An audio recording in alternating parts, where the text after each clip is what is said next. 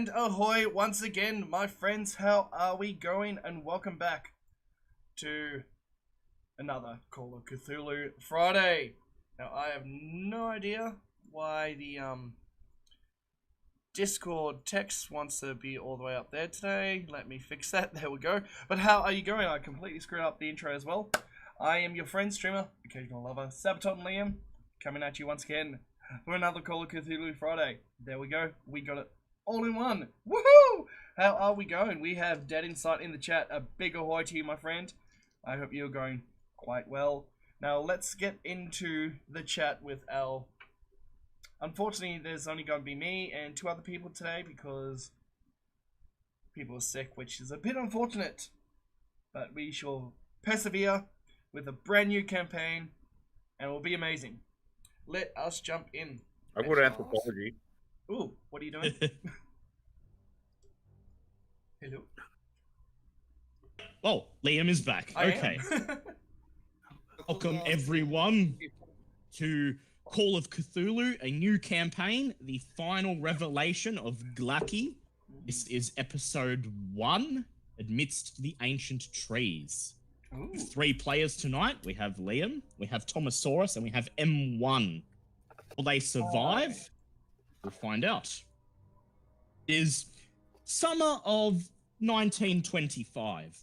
Streets of Bennington, Vermont are buzzing with news and gossip about a gunfight last night on the edge of the forest. There is talk of police cars, sirens, shotgun blasts, and escaped kidnappers. The locals are saying that 3 gangsters were killed and 2 police officers were shot. Some say wounded, others say dead. Posters are going up across town saying that the sheriff is organizing a manhunt to find Lucas Strong's missing daughter and catch the escaped gangsters. Everyone in town is invited to the meeting at the police station. Rumor has it that Mr. Strong, the richest man in town and head of the water board, is offering a $5,000 reward for the safe return of his daughter and is willing to pay anyone who can aid in her rescue. Wait, $5,000 back then, how much is that today? That is a shitload of money. He really wants... You get the impression that he's desperate for anyone to help bring his supposedly missing daughter back. It's currently 10 a.m. and you're all seated in the briefing room at the local police station.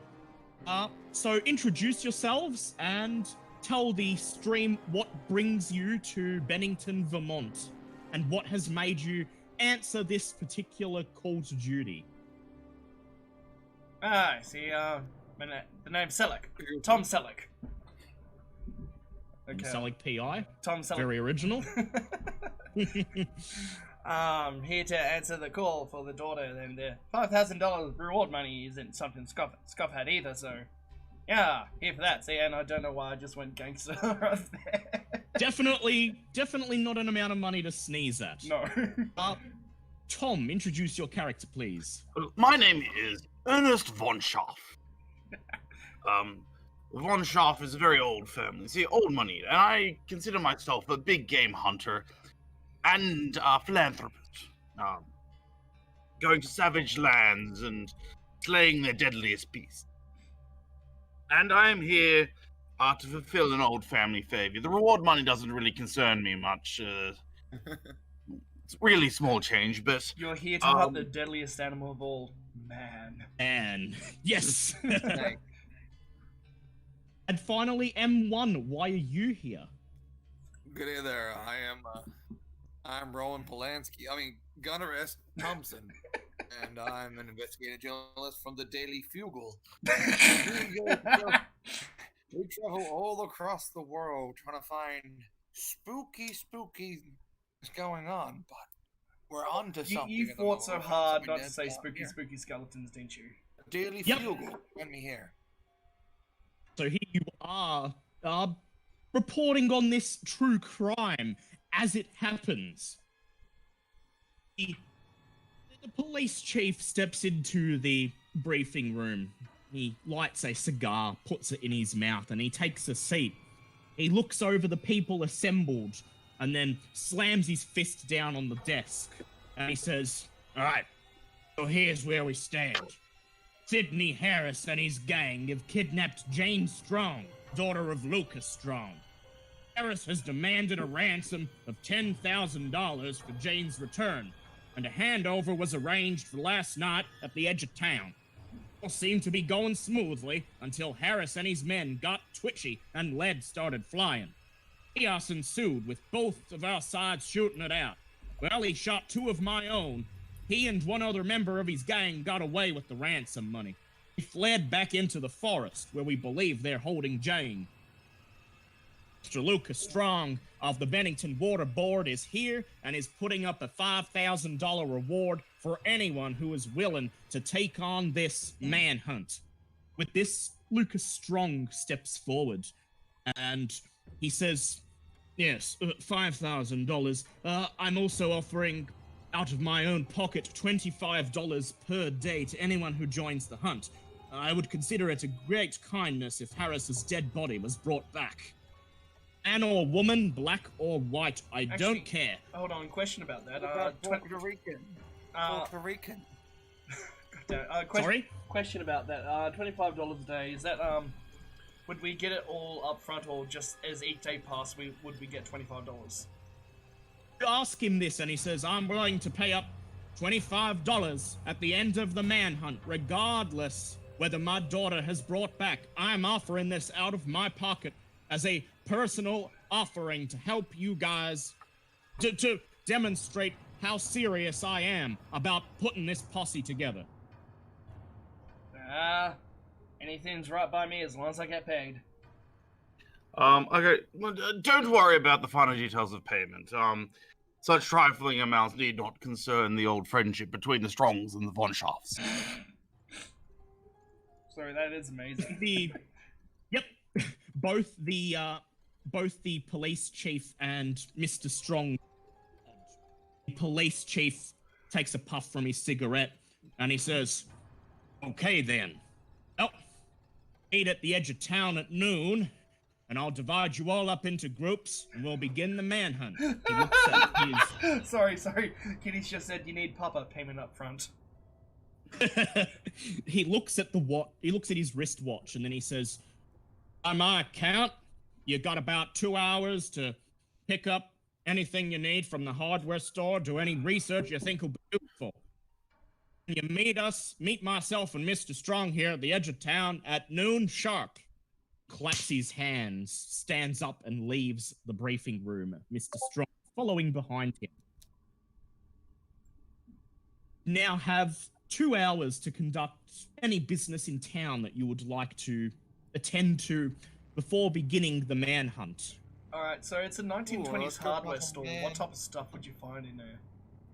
Well, Bennington is a small frontier town, and it only has one shop of note. The Arthur J. Spencer's Hardware and Gun Store on Main Street. Generally supposed to sell all the day-to-day necessities for a small town like this, in addition to hunting supplies, some various handy tools and guns and ammunition. There's also a local newspaper office that might have some information about the area that you're going to be combing through for the manhunt. And the rest of the town is quite small. There's nothing such as a large library or school or anything like that. I'd like to go to the hardware store and get stocked up a little bit.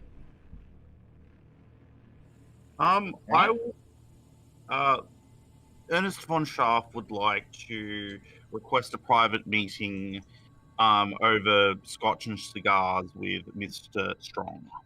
Very well. And what would our intrepid journalist like to do? Ooh, I'm here. Ooh, I would not mind to go investigate, do some investigative measures. Very well, so you'll be going to the newspaper office in that case. I believe I'll be going to the newspaper office to go investigate some investigative things. Can I buy a gun on the way? Yes, you can accompany Tom Selleck to the hardware store. Yay, friends! Tom Selleck and Gunnar S. Thompson, when you leave the police station, you bid a temporary farewell to Ernest von Schaff and make your way to Spencer's Hardware and Gun Store. It's a small wooden building, something that wouldn't look out of place in an old western main street. Clearly, this town hasn't seen a long time. As you enter, a small bell rings, and then a sort of overweight, mustachioed, balding man smiles at you from behind the counter. He tips his hat at you. Well, that's not like me. He tips his hat at you, and he says, out-of-towners. Must be joining that posse the police chief and Mr. Strong is setting up. Got that right. Name's Selleck. Tom Selleck, and we're just here for a couple supplies. He gestures around with his arms, and he says, well, I don't carry much, but what I carry is the best selection you'll find in this town. So what specifically are you looking for? I think we're gonna be needing some rope, a fire starter, and you got a gun for my friend Thompson here? He says, yeah, of course, a rope, fire starter, all easy stuff. I do carry some firearms and ammunition. A lot of hunters come through here to hunt in the woods. None of them venture too far into the forest because they claim there's no game to be found there, but they generally bring back a lot of good cuts of meat and carcasses and things like that. I trade with them. Occasionally, some of them leave their hunt return. Reaches under the counter and he pulls out a .38 revolver along with a small box of ammunition. Says, oh, good. Something I could use on myself. Not quite yet. Not quite yet. He says, well, that'll be about 25. He goes, that'll be about $25 all up. You got the money, Mr. Thompson? The rope and the fire starter will be $5. The gun is $20. Oh, $5 for both. Nice. So, would you like to haggle him down? Sure, go ahead. Roll a D100, please, and see if it's under your persuade rating. Oh yeah. So you lean over the counter and you say, look, I don't carry a lot of cash on me, but we're working on a big scoop here, and Old Man Strong's paying us $25 a day. So you drop the price a little bit, and I'll be more than happy to come along and sweeten the deal later. Shopkeeper scratches his head and he says, all right, I'll give it to you for 10. Sounds like a fantastic deal. I'll buy some. Take $10 out of your wallet. Hand it over. He takes it and then he pushes the gun and the ammunition towards you. He smiles and he says, anything else I can do for your boys? Yeah, you got any multi-tools that we could use? We never know when what yeah, bibbly bobbly boo. He says, I'm sorry, my friend had a frontal lobotomy. he says tools. Yeah, oh. He reaches under the counter and he slides what looks like a pocket knife. He says, got this newfangled utility knife here. It's got a penknife, it's got a magnifying glass, corkscrew, little screwdriver. Many of the hunters that come through here have said it's been very handy out there in the woods. So it's they're hard to come by, so I'm afraid I'm gonna have to ask for $5. So that would be $10 all up, wouldn't it? $10 for everything. Fire starter, rope, and tool. I think that seems like a mighty fine deal. He tips his hat to you and he says, well, good luck, and I sure do hope you find that poor missing girl. Right. Now, to the newspaper office, where Gunnar S. Thompson has decided to conduct some investigatory research. Now, Gunnar, being from the big city, this isn't much of a newspaper office to you. Once again, it's a small wooden house that's been repurposed into a makeshift newsroom. There's a sign that's just been nailed to the wall and a couple of stacks of newspapers on the porch outside. Do you knock on the door? I knock on the door 4 times. Hear a voice saying, "Coming, coming, hold your horses." Wait, are we all together with Ernest again? No, you're going to the spot. You're heading off. You've done your Okay, yep. news, unless you'd like to accompany Gunnar to the newspaper office. He's allowed to accompany me. I'm not allowed, okay. Yeah, he's not allowed. Okay.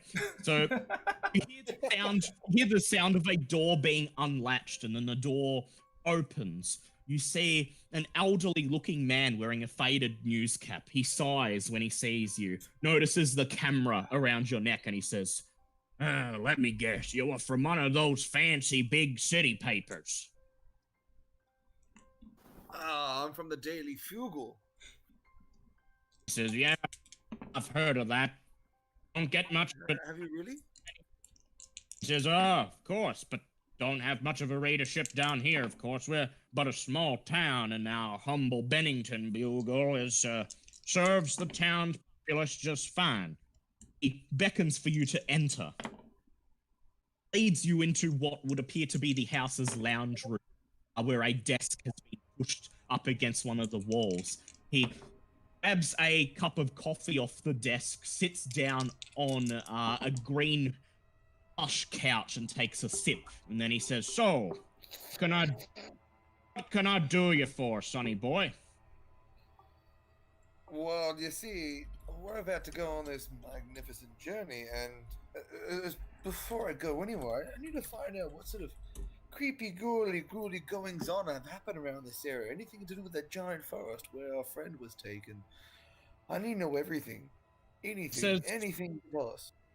Looks up at you and he says, "I've been writing about that forest going back at least 50 years now. Got all me old notes in the archives down the hallway there." He reaches into his shirt and pulls out a key which he wears around his neck. He takes it off and hands it to you. He says, "You're welcome to have a look through, but please don't take anything with you. Only got one copy of it." Do you head to the archive room? Most certainly do. Bid him, you say thank you, and then you head down the hallway to the archive room. In this case, the archive room happens to just be a spare bedroom that he's filled with bookshelves and filing cabinets. You use the key to unlock the door and enter. Please perform a library use roll.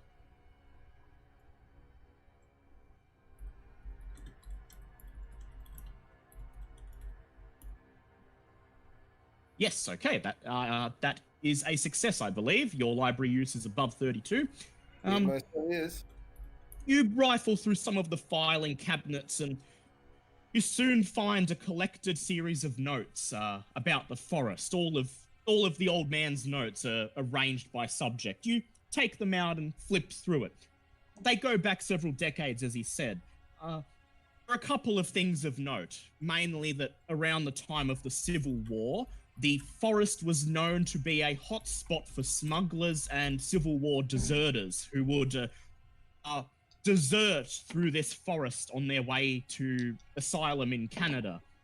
The forest gained a reputation for harboring all sorts of undesirables during this period.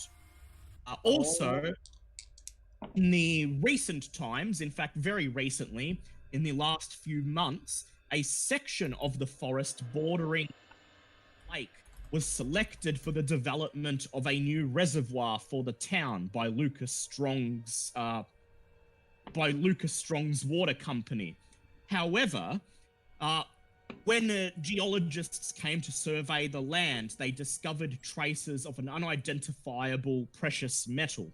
As such, Lucas Strong commissioned a team of geologists to come down to the area and remove all traces of this precious metal so as to avoid any possible contamination into the proposed reservoir, and that the dig site has been underway for approximately a couple of weeks now. And that appears to be everything of note within the old newspaper records.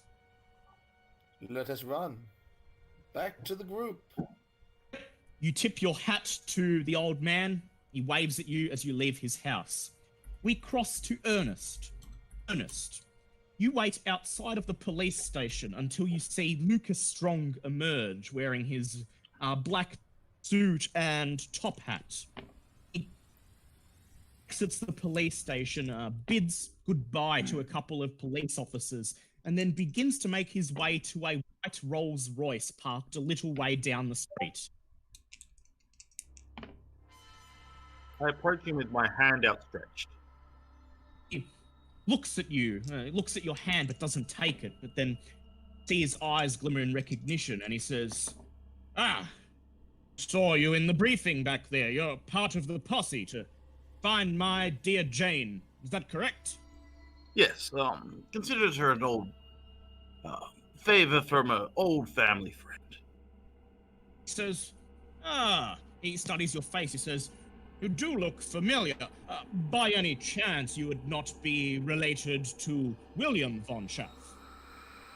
Yes, that's my second cousin. I am Ernest von Schaff. At your service.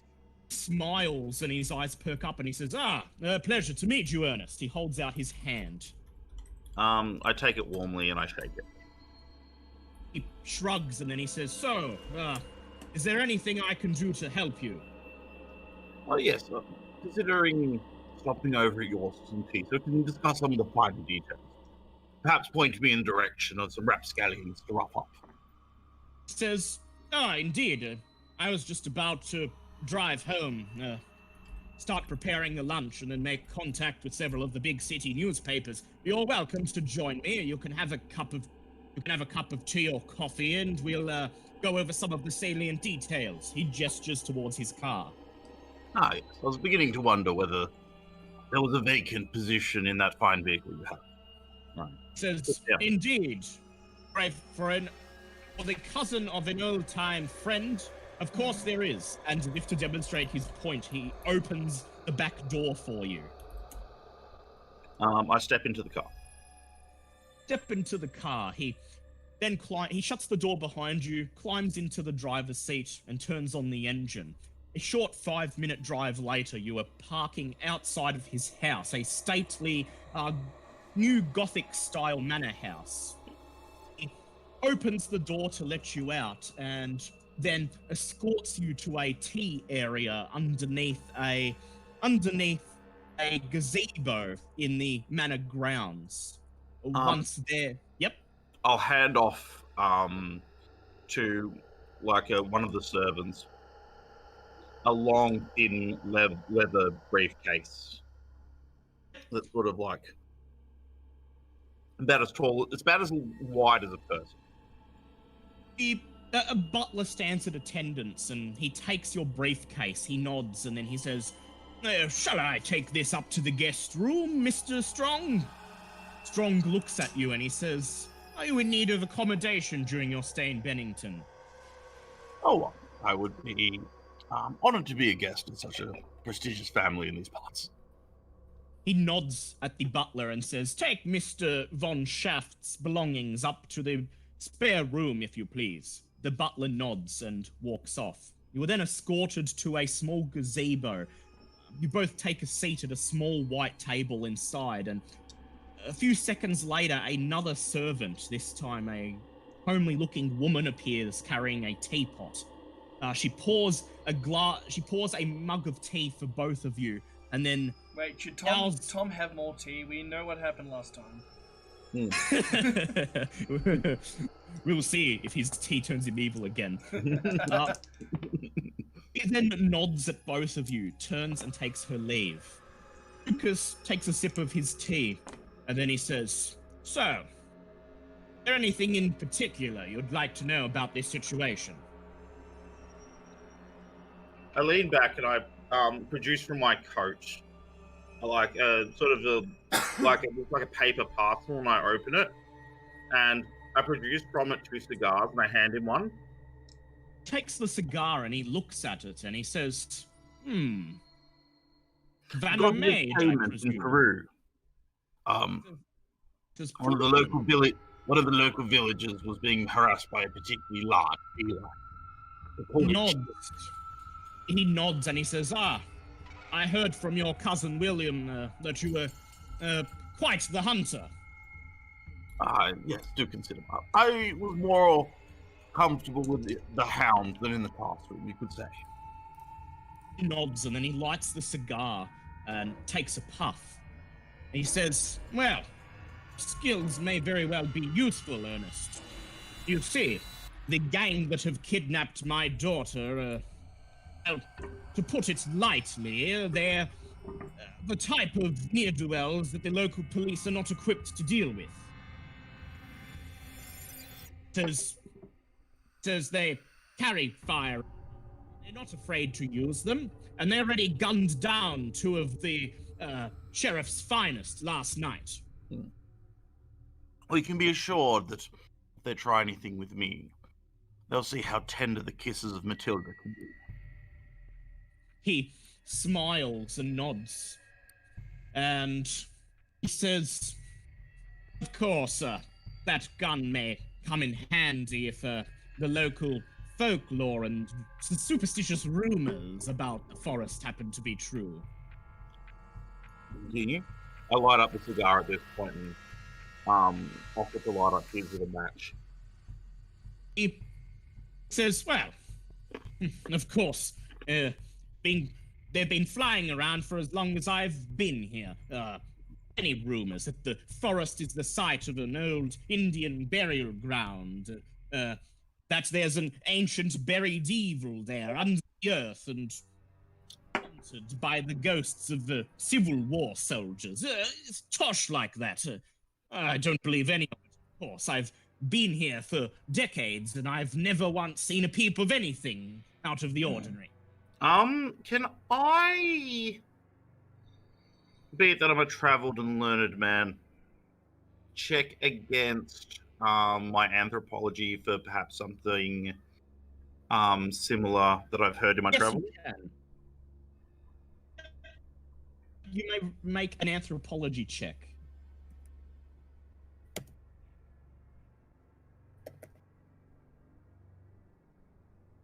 That would be a failure. I won't worry about pushing it or anything. There are many such myths, particularly amongst the Native Americans. Indeed, they're popular worldwide. Stories of haunted forests and ancient evils, particularly common, but perhaps something that's a bit unheard of in this part of civilized America. Okay. I'm like, Anything? I say to him, well, perhaps it's something to listen to somewhat. I have found in my travels that listening to some of the superstition of the locals can yield practical benefit. You know, rivers that are poisonous being mentioned in tales. These signs is arsenic in the water and stuff like that. He takes a sip from his tea and thoughtfully looks at you and he says, well, far be it from me to discount them entirely. The hunters who venture into the forest do occasionally say that things out of the ordinary appear. Strange visions and dreams and the like. Any creatures or beasts? There's nothing in the way of monsters or strange creatures, though if there is anything of that ilk out there, I do believe a master hunter such as yourself will not be troubled.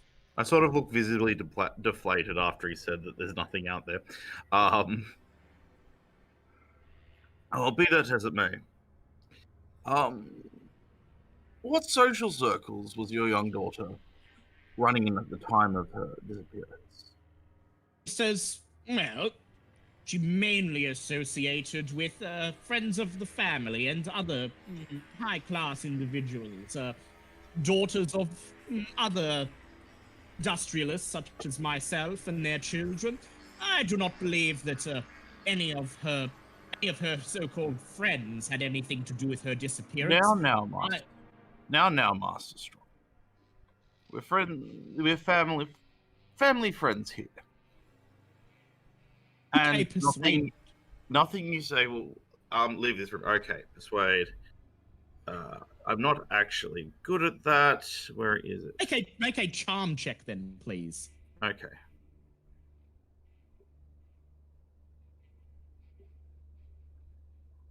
Let's go.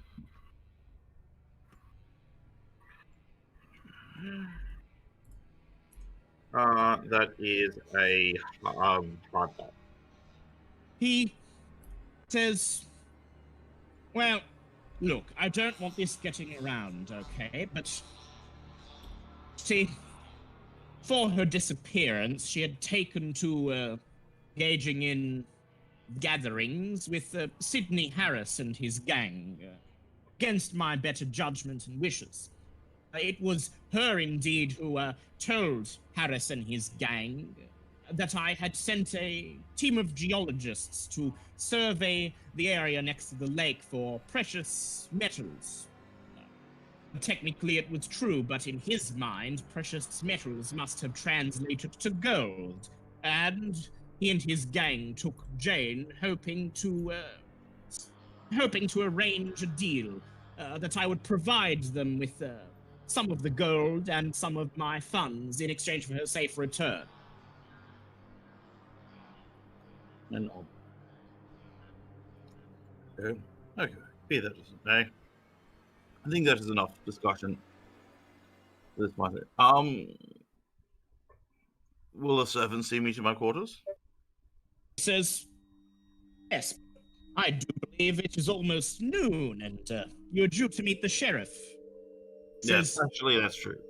Well, upon my return, as a favor to a friend of the family, can you see that bottle of warm malt be brought to my room? The 12-year-old and Scottish. Nods. He says, "I'll have them attend to that immediately. Also, I will have one of the servants bring down your hunting tools, your firearm and ammunition, and then they shall drive you to the edge of town." He drains the rest of his tea, finishes his cigar, and bids you farewell. I bid him farewell and I rise and leave. You leave. Yep, you rise and leave. Long later, by noon, the various groups of volunteers who comprise the posse have gathered in the small market square at the edge of town. Sheriff addresses everyone present. Says, "Okay, look, I'm gonna split up into groups. I'm gonna assign a patch of forest to each of the groups. Now, if you do find the kidnappers, do not engage. They are armed and incredibly dangerous. However, if you do not think that you can get to the police in time, you may attempt to capture them, bring them in for justice. Do not shoot to kill unless it is in self-defense." Any questions? Yes, I have a question. This is you there at the camera. Can we shoot ourselves in self-defense? Says, I suppose if you are thinking of ransom money or throwing in your lot with the kidnappers, then that may very well be the best course of action. Thank you. Alright, I've got one. Say if they're running away and shooting them in the leg is the only chance of catching up with them. Are we allowed to do that? He says if you must shoot to disable, then you have the permission of the Bennington Police Department. Ah, fantastic. I do raise my hand and go, Shoot warning shots into their back. I raise my hand and I go, accidents can happen when firing even to wound. Sever the artery and bleed out time is a minute and a half. Will there be any repercussions if such accidents would happen? Police chief shakes his head and he says, "We'd like to avoid such accidents, but if they happen and you believe the accident was unavoidable, If it overall results in our work being done, the criminals no longer being a threat, and Mr. Strong's daughter being returned safely, then I suppose we could bend some rules. I Then, nod gratefully, and then I return he my then nods. shining my helmet. Your pith helmet. He then nods and begins to divide up all the volunteers into groups. The three of you are assigned to one group, along with a man with a particularly scruffy beard brandishing a shotgun, who simply introduces himself as Smith. John Smith. Introduces himself simply as Smith and does not offer to shake anyone's hands. Any Sorry, continue. Any attempt to engage him in conversation ceases to be effective. He towards the tree line with determination written on his face. Look like a man of action there, buddy. He simply looks at you and then turns back, begins walking ahead of the group, and says, "There'll be scum to put down, and I'm gonna put him down." At this point, I'll lean down, produce a small key out of my pocket, undo the padlock on my briefcase, and unclip it, and pull out a 357 rifle that looks like big as a person. Yeah, this gun is as long as you are. Fetch me musket. And it's got engraved in the side of it, Matilda. I'll start cleaning it and checking the sights, and you notice Johnson and the police chief looking at you, and then Johnson loudly scoffs and says, "Boomstick right here is all you need, son." Well, Matilda and I have a long history together, so I hope you won't mind her tagging you along for the ride. Once you are done cleaning your gun, the police chief escorts you to the place where you will begin your search. For your group, this is the scene of the shootout from the previous night. The site is a newly formed clearing about 100 yards across on the edge of the forest, forming part of a wider area that has been marked for logging. A dirt track from the main road heads over to a small field to the edge of the clearing. It is littered with short tree stumps and a couple piles of fallen tree trunks, surrounded by tall, looming trees that stand close together. Scattered all over the site is evidence of the events of the previous night. Discarded shotgun shells and bullet casings, bullet holes in the trees and stumps, and a couple of heavy bloodstains where the police officers were gunned down. The area is otherwise still and ominously quiet. The police chief takes a deep breath and he says, "Right, so you're starting here and you're taking the northeast path through the woods. If you can pick up trail and follow it to their hideout." He tips his hat and he says, "Good luck," and then proceeds back down the dirt trail to attend to the other groups. You wish to do? I'll begin immediately scouting around the ground looking for tracks to pick up. Hey, I would like you... Yes, he's got it ready. He's got his big... He's got it with his... Sorry, Dave, Okay. you're kind of ducking in and out with the microphone. Oh, sorry, yeah, I was just saying Tom's got his big magnifying glass. A big cartoon one. Yeah.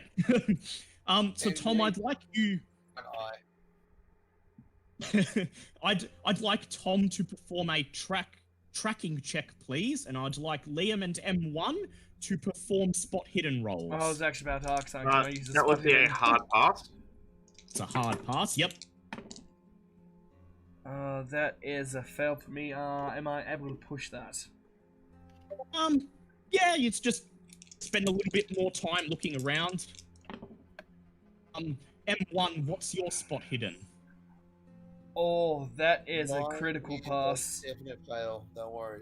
I got 0 on that. Alright, That's a critical pass for me. cool pass.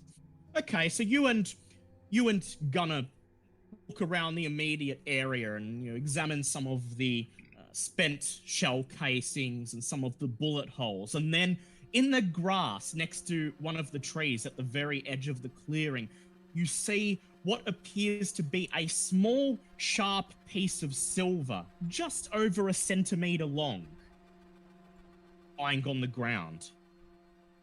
Why don't we go over here? Pick it up and look at it. It appears to be some sort of, maybe the tip of a spine, like an animal. Detective mode enabled. I don't suppose using science would do anything because I haven't really got any. You can check. You can do a science check if you wish. Science, people. Science. Science be praised. I'm just trying to expend all the abilities I have. See if it does anything. You can do a science check if you wish. Ooh, wow, that's a pass. Look at it, and it appears to be made out of a particularly sharp and tough metal, but it has the shape of the tip of an animal's spine or needle. Without a bigger sample, though, you're unable to determine anything else about it. Alright, want to go over to Ernest going, "Hi, Hunter guy. Look, I just found this over here. Some sort of weird animal bone, but it's not a bone." Ernest, would you like to examine the strange silver? I pull sort of out of my pocket a sort of looks like sort of a pair of calipers, and I use it to grab it, and then I hold it up to the magnifying glass. I'll try to anthropology again to see if anything's mentioned in local law or anything of any of the myriad of places I've been.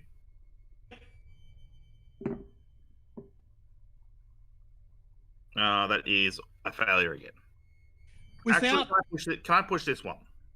Yes, but you'll conduct a more lengthy investigation of the object. And that one is a pass. Ooh.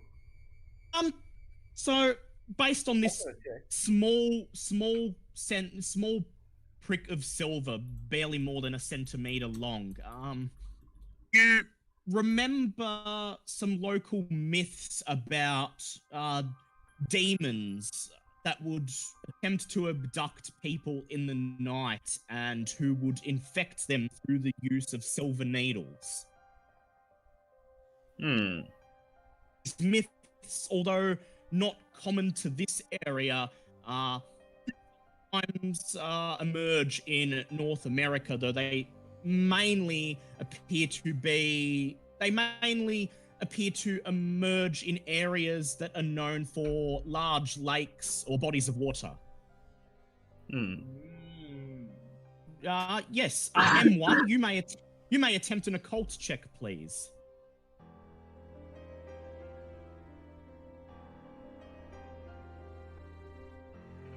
I'm assuming his microphone's not working. Probably. Is that a pass or a fail, M1? Yeah, unfortunately, M1, this tiny piece of metal doesn't give away much. It could be anything, but just the same, you take a photo of it with your camera, just in case it turns out to be useful later. Can we enhance the image and say enhance? No. Yeah, enhance the image and just bring it closer to your eye. Yeah, that's about it. I retrieve out of my case like a small medicine jar. And you place it in. That's full of formaldehyde, and I drop it in there. Yeah. Just in case. So what do you think we got there, Ernest? Well, in tribes, in sort of the native North Americans, and through to the sort of the North of the South Americans as well, there's stories of tribes that mainly inhabited around bodies of water. About usually a demon, a spirit, depending on what the local sort of basis of religion was, whether they were forest spirits or spirits of ancestors who who killed kin.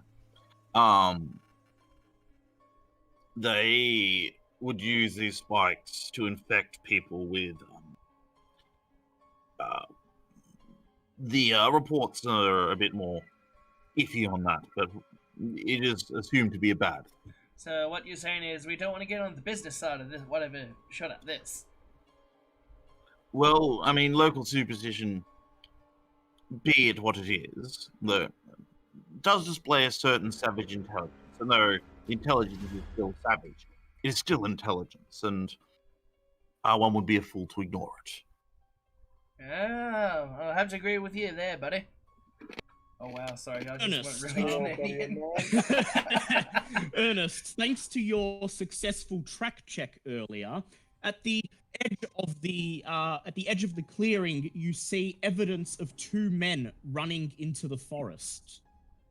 Presumably the kidnappers after last night's scuffle. I drop down to my hands and knees and get the magnifying glass out, and I just follow the tracks into the forest. I'm like, this way, two males. You guys follow him? Proceeded this way at a rather quick pace. Alright, I think we're gonna chest in a hand now. I pull out my gun and lower myself to Ernest's level and follow. Yep, you begin to follow the tracks.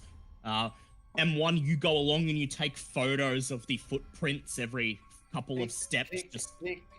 Found one. Click, Just- click. Ooh, a bug. Click.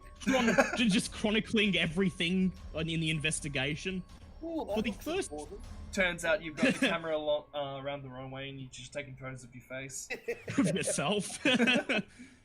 For the first few hours of trekking through the forest, all you manage to see is the occasional glimpse of deer and other animals running between the thickets. After about 2 hours, you don't seem to progress. All three of you make listen checks, please. I'm listening. That is bitter failure. Which a failure, that's fine. Oh, wow. That's That- critical failure. That's a hard pass on me. Right, so the only one who passes is Liam. You hear the sound of wood breaking and twigs crunching underfoot up ahead. So now you, Liam, conduct a spot hidden check. Tom and M1, you do hard spot hidden checks, which means you have to get under half of your spot hidden. Holy shit. That's a Bitter 1. failure. That's my spot here. It's in your skills. Very right. I think so. I got 20 as natural, isn't it? Is normal. Yes. That's probably the Yeah. only one. I gotta take a photo of this to prove it. This Oh is the my only one God. I'm only gonna do. Oh my god. You And he fucking- passed. Yeah. All right, so everyone passed except for Tom. Wait, All right. What does the critical pass mean? Because yeah, I got as I said, one taking a off. photo of it. Oh, he's just to he had to because he didn't pass a listen check. He just had a harder spot hidden check to see what you know is ahead because you heard it. Oh, yeah, that was a very critical. Right. So up ahead, Liam, you and M1, you both see two human figures, couple of meters ahead, inside a thicket. They seem to be moving in your direction, both of them brandishing rifles. Alright, do we know if they're just heading directly in a straight line towards us, or like sort of like spreading out? They seem to be heading pretty much straight for you. Alright, Though they have no indication that they know. They're giving off no indication that they know you're there. alright, do any of us have stealth? I haven't seen him yet. Yeah, Oh. you haven't seen them yet. Would you like to silently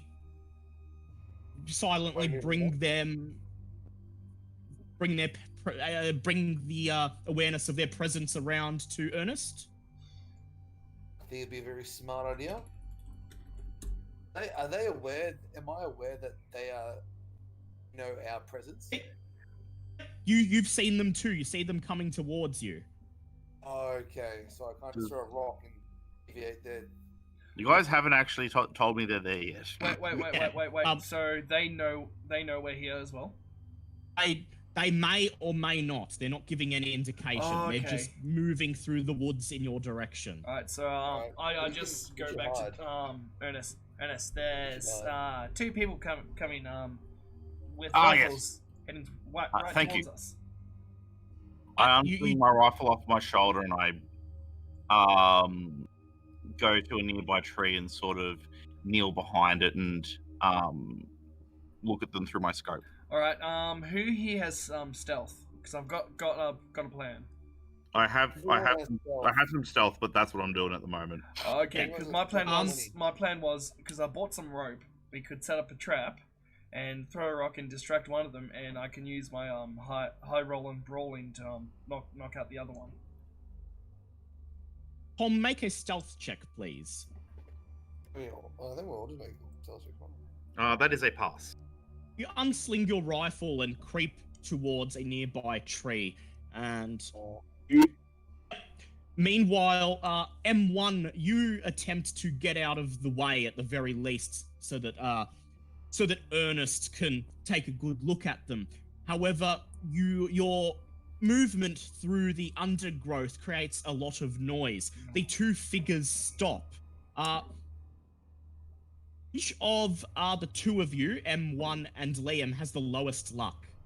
Oh, smart. Oh, we're all shit out of luck. Mine's 50. 50, and what's yours, M1? 60. All right, Liam, make a luck check, please. God damn it, M1. Also lucky. Oh my god, 49. Oh, just passed. Figures stop. You see one of them raise his rifle, and then bang! They fire in your direction. You quickly duck, and you hear the bullet whiz over your head. I would like to return fire. Right, make a from the cover of the firearms. tree. Make a firearms check, please. That is a crits 4 times under or 5 times under. 5 times under for critical. Half So under for hard. that's just a hard success. All right, I would like you to please roll damage and double the damage you inflicted. All right. Well, I'll wait. Is that it? Is that a Tom? I'm gonna.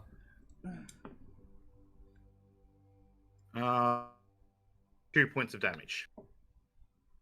You raise your gun, take aim, and then fire. You hear a thunk in the distance as one of the figures drops like a rag doll. Other figures. A hole probably the size of a watermelon in the middle of him. Yeah. All right. You. Yeah, I was just saying I'd like to fashion my rope into a lasso. You can do that. You see the other figure stop in his tracks and drop his rifle, raising his hands in the air. Then a very high-pitched voice, that of a woman or child, shouts, "Don't shoot! For God's sake, don't shoot!" Oh dear. I train. I clear the cartridge and I train the sight on the figure. All right. You train Since they've he is doing that and that they've dropped the weapon, yeah. Yep. The remaining figure has dropped the weapon and called out, "Don't shoot." Yep. Pop out of the bush with my 38 locked onto them, going. Well, you shot at us first. What's going on here? Step forward and you see the terrified face of a young boy, perhaps no older than 14. Lying beside him is the bloodied, nearly headless corpse of presumably his father. Oh my god! Fancy. I know a song that will get on your nerves, get on your nerves, get on your nerves in it. Alright, make it Goes like this. Send check. That is, come on, please. That is a 30. Woo! So that's a pass. It's unfortunate, but surely they knew there's a manhunt going on in this area. The kid wipes tears out of his eyes and he says, "Why'd you have to shoot my dad? He didn't mean to do anything to you. We thought you was game." So I just have to reply. Oh no, the headhunters. Oh god. I just No. call back. Alright guys, come out. I think we done a bit of a mistake here. As you emerge from your hiding Yep. spots, Ernest and Gunnar, please make send checks. Oh, I should be used to this because That is a that's what pass. I do in journalism. And you 21. both pass. It's Yeah. an unfortunate accident. But, they should have known what they were getting into. I'd like Kid. to apologise for the bullet. Not so much the pulling of the trigger, but the bullet we apologise for. I just look at the kid. Kid. What are you doing out here, kid? Don't you know there's been a violent kidnapping and violence out here? Now Kid. violent murder.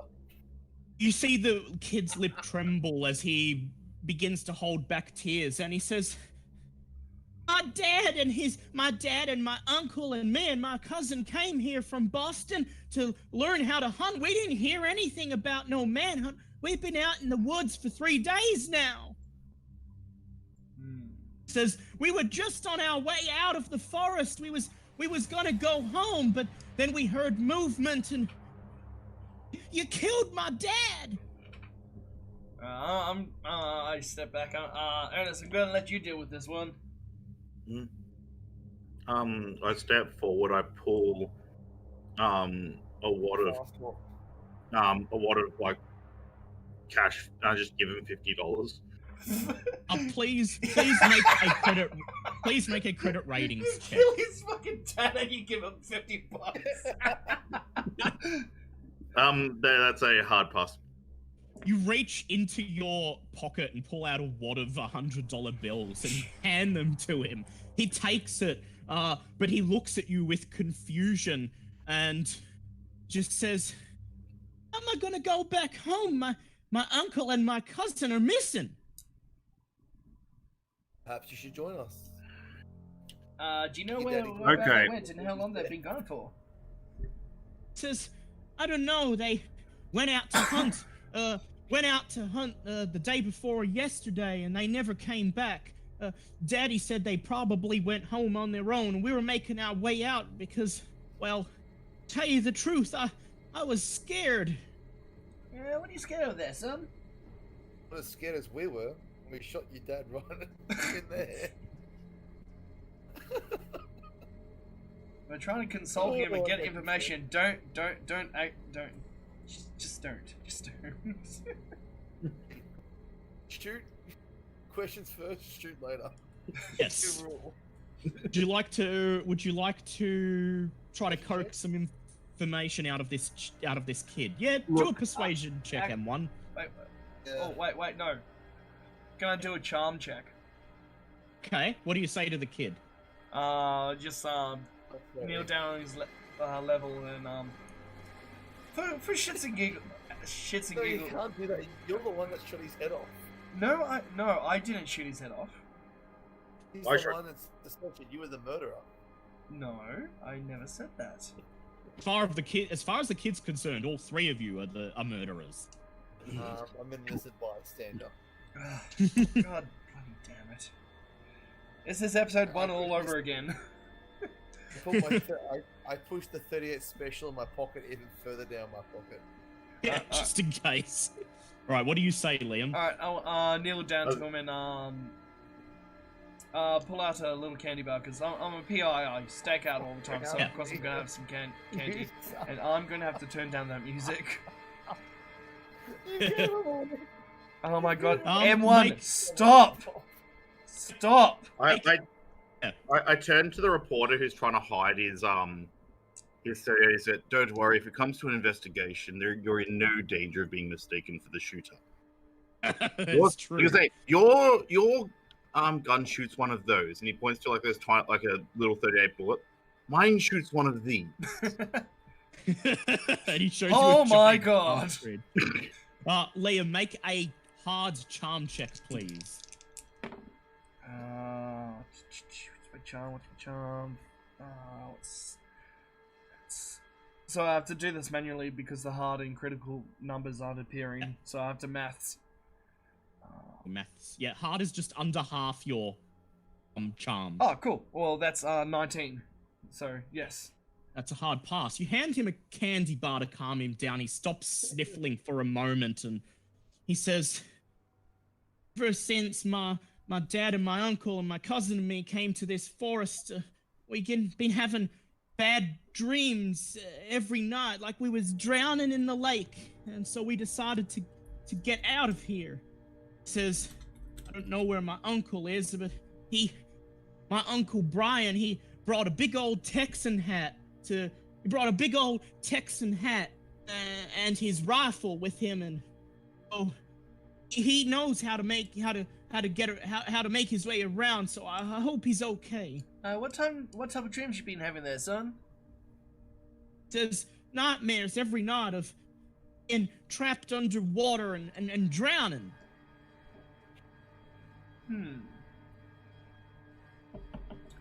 Then he then wipes tears out of his eyes and he says, so if there's a manhunt, then the police must be in these woods too, right? That is correct, son. Hey Dale, do I recall as to whether those dreams of drowning pop up in those legends about the silver? Make an intelligence check, please.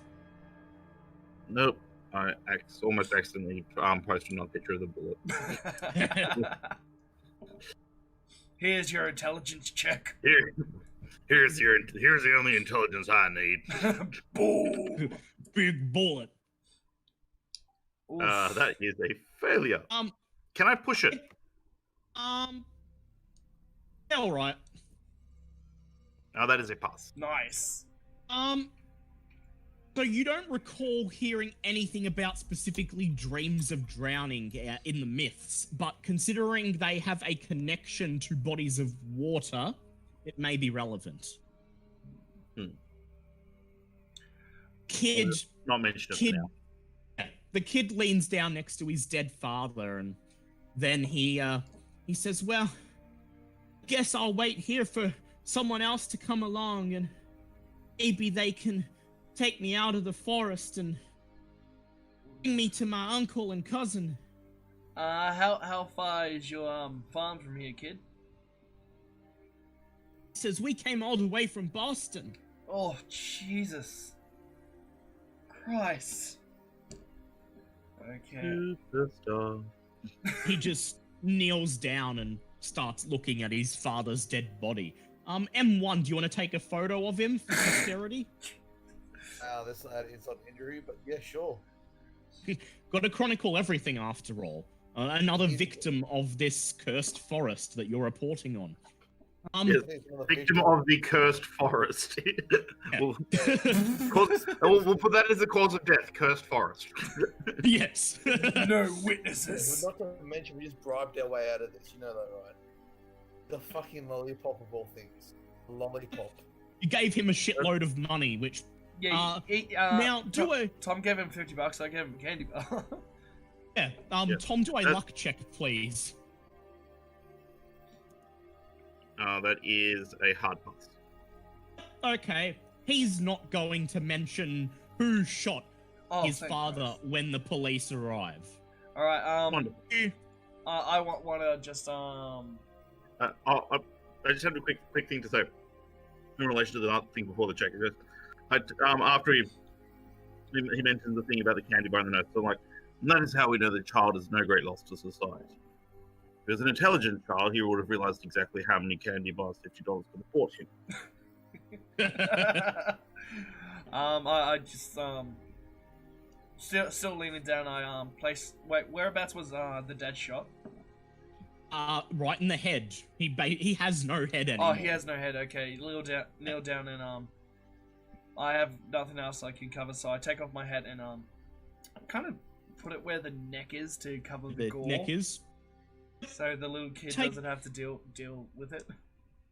take your hat off. And, yep. There'll be gore scattered around the trees for about 20 meters behind him. Yeah, but at least he's not going to see the headless neck. You take your hat off and you just place it down where the father's head would be. And then the three of you silently make your way further into the forest. Ernest, make a tracking check, please. Oh, this has started off well, hasn't it? Can I push that? Yes, you can push it. Oh my That's god, a yes. critical pass. That's a pass. Yep. Okay. Critical pass. Yeah, critical pass. You continue walking through the forest and you soon relocate the scattered tracks of the kidnappers and you continue to follow them for a few more hours. Eventually you notice above the tree canopy that the sun is beginning to set, meaning you've already been out here for nearly a day. You know from your travels that it is advisable to find a place to camp for the night before pressing on. It's advisable, okay, so, okay. It is best to camp down for the evening first. I trust you've bought copper accommodations, and at this I pull out like 3 like wooden pieces of dowel with canvas between them that I sort of set up into like a makeshift like camper tent. Everyone back in the pile? So Alright, M1, so did either M1 or Liam bring along any sort of bedroll or tent? didn't even think about getting that at the hardware store. In fact, I got nothing on my pre-gen. Yeah, So I thought I was around slapping people. Yeah, so you're just gonna have to like take your jackets off and use them to soften the floor a bit and I'm fine with that. Warm. find a nice clearing to bed down in. Finding a clearing in which to set up camp is relatively easy this far into the forest. Whereas You can, like a mosquito net and yeah, he's got a full safari tent ready. Yeah. You could probably bunk inside it with him. It's probably if big I enough was to to fit. let So you can pretty much set up camp anywhere, but do keep in mind that there are supposedly armed and dangerous kidnappers at large in this forest. See, I think a a night under the stars is a good way to learn the lesson of preparedness. So starting a fire wouldn't be the best It doesn't idea. You can if you want. You can start a fire if you wish. The forest is very large. That's why it's taking multiple groups to search it. The kidnappers could be long gone from this point. Actually, before I do that, I would like to set up a little makeshift rope trap. You know, the ones where you step in it and it pulls them up the tree. Perform a mechanical repair check, please. Oh, do I have that in my skills?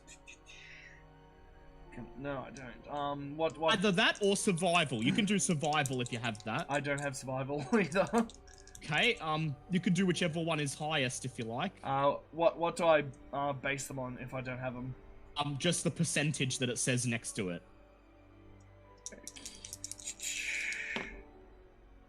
That is a 47. And is that a pass? Mechanical repairs 10%. And survival is Where's my survival going? 10%. 10%. Okay, M1 and Ernest, as you were preparing to bed down for the night, you noticed basically with a length of rope attempting to set up a makeshift trap campsite, but he's not doing very well. Would you like to assist him? Sure. You have survival?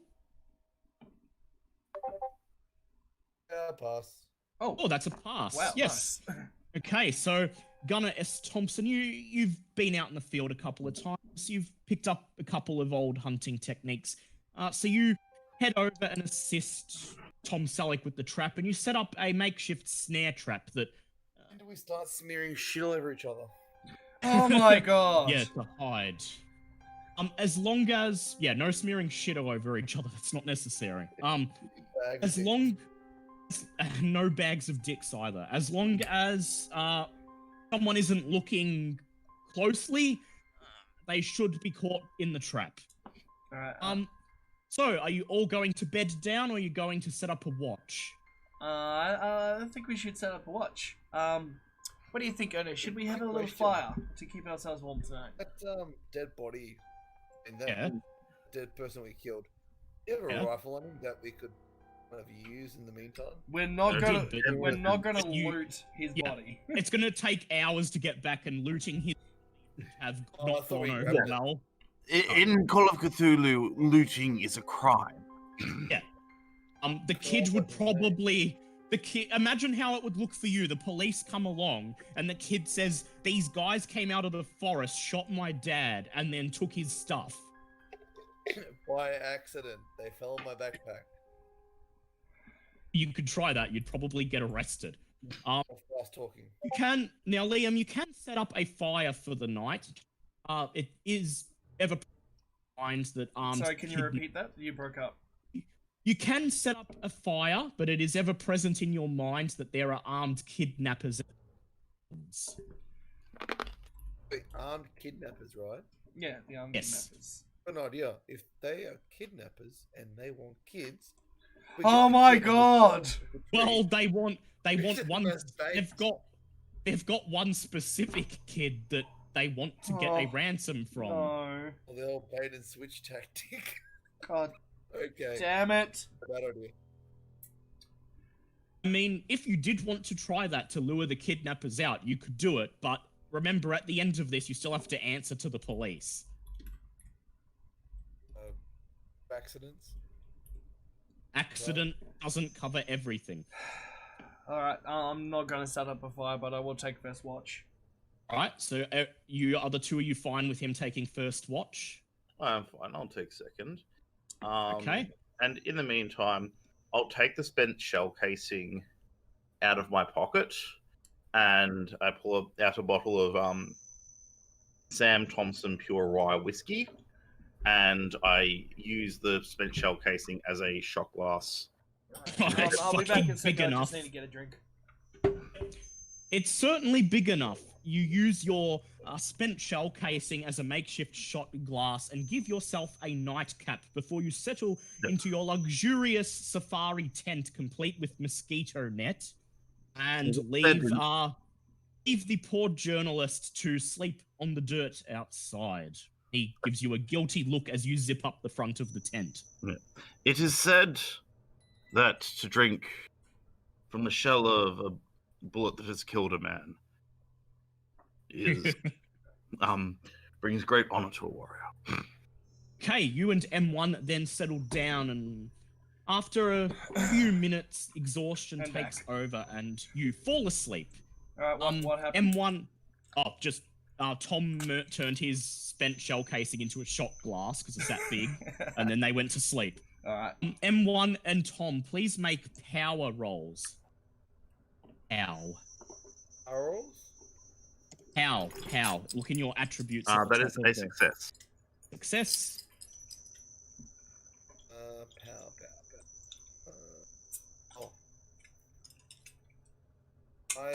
That's fail from M1, I think, but it's okay. It won't hurt you. Tom, you have an uninterrupted sleep under the stars, while M1 you find your sleep haunted by nightmares, and you have a dream where you stand on the shore of a stagnant lake. Black, stinking water lies before you, while the pale moon above reflects off of its oily surface. An unhealthy yellow glow shines through the wooded tree line surrounding the lake. You can feel a presence behind you, blocking your retreat. You've stood there for hours, and now you know the time is finally at hand. Strange lights pulse from beneath the water. Tendrils rise slowly from the surface, writhing and twisting in the cold air. At their ends, eyelids open and blink, revealing inhuman eyes that look into your soul. An array of metallic spikes begins to thrust upwards as something huge rises to greet the night. polished metal. The spines glisten in the moonlight. They writhe and flex. You feel a sickening stab as something sharp plunges into your chest. And then you wake, screaming. Make a sanity check, please. Jesus Christ.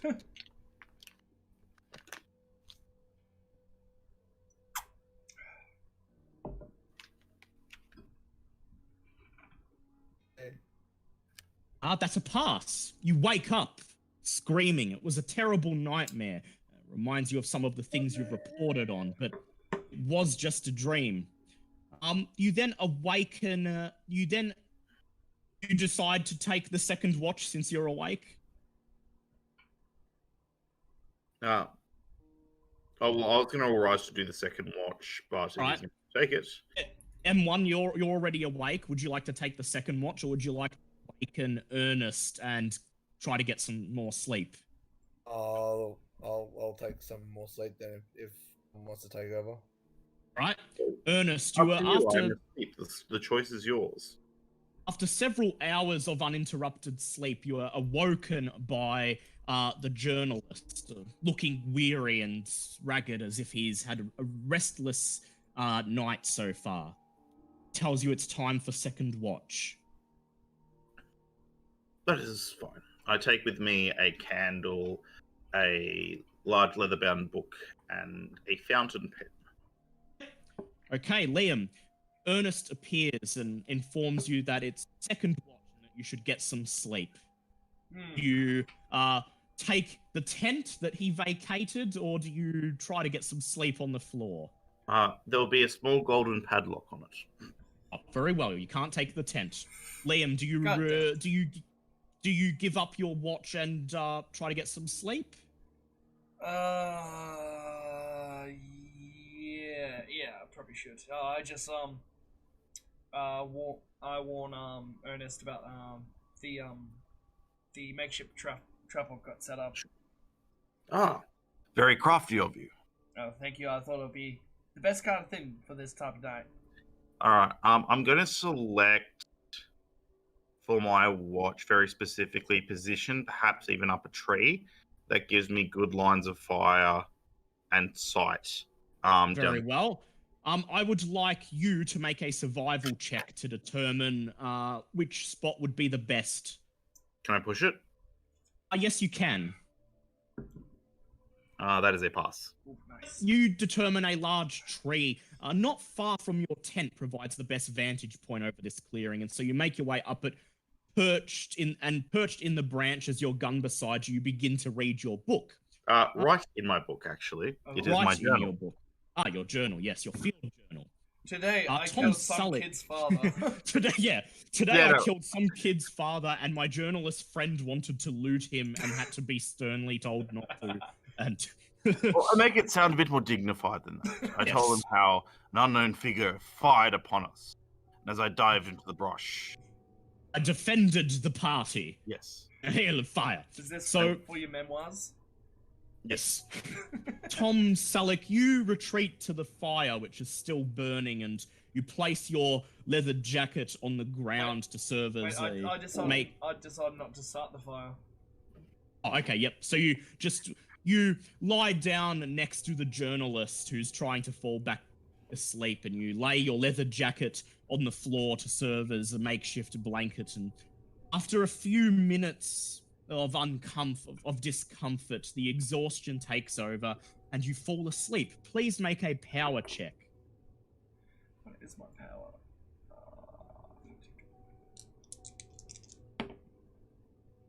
Oh my god, that is 50 on the dot. Whew. So that's an exact pass.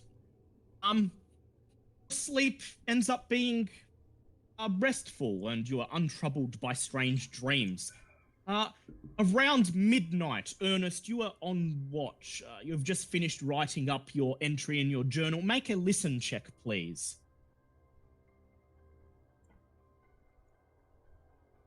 Give me a sec. Control V. Enter. Fail. Fail. Yeah. As you you don't hear anything out of the usual for your watch. And as you're about to retire from your watch, a few hours later, you hear what sounds like gunfire somewhere off in the forest, at least a couple of miles away. A small staccato of rifle shots. Bang, bang, bang. I And pull a after bell. the third... Yep. I pull a handbell out of my pocket and begin ringing it to to wake up the party. Oh yeah. Okay, One and Liam, you are awoken by Ernest's handbell, which is ringing. As soon as you awake, the first thing you hear is somewhere off in the far distance, obviously quite a distance away from where you are camped, the ringing of gunfire. Bang, bang, bang. After a few more shots, there is silence. I said, arise my contracts. The hunt begins anew. Alright, is there time to disassemble the trap? Because I really think the rope's going to come in handy. Well, you're all awake now. You've been woken up. It's like the crack of dawn. And, yep, you can continue your search if you wish. Yeah, I want to disassemble the trap. Any thoughts as to what the gunfire you heard might be? I have some theories, but I'll need to keep them to myself for now. Of course you are. Of course. God damn it. Well, there's several groups that are combing the woods. It's possible that someone else has encountered the kidnappers already and engaged in a gunfight with them. Also, it occurs to you in the back of your mind that it is possible that the gunfire was the result of an accidental encounter, such as the one you had yesterday afternoon. You spend about an hour dismantling the trap, making a small breakfast, and then packing up your camping supplies. And then you continue your investigation through the forest. My breakfast is British sausages and egg. And English breakfast tea. Meanwhile, the other two of you have like dried biscuits and a slice of cheese for breakfast. Because that's what you... I was just about to say a quote, but I forgot. I was going to make a ref. Not in the mood for cheese. Yeah. Ernest, make a track check, please.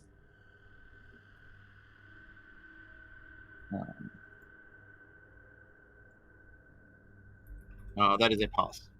This is the second day of the investigation, and you have now entered the heart of the forest. Strangely, you see fewer signs of animals this far in, and the sounds of wildlife are far less pronounced. All three of you, please make spot hidden rolls. It's quiet. Too quiet. Yes, not a good sign on a hunt. That is just a normal pass. That is a failure for me. Yep. Oh well, was Liam passed at the very least? Only one of you needed to pass. Liam, after the group has continued through the forest for a couple of hours, just before noon, you notice something underfoot. You notice that the foliage has been disturbed with broken twigs and branches that imply someone or something that was running through here haphazardly very recently. Would you like to... So I was just about to say, can I see any footprints to see if, like, they were animal, man, mineral?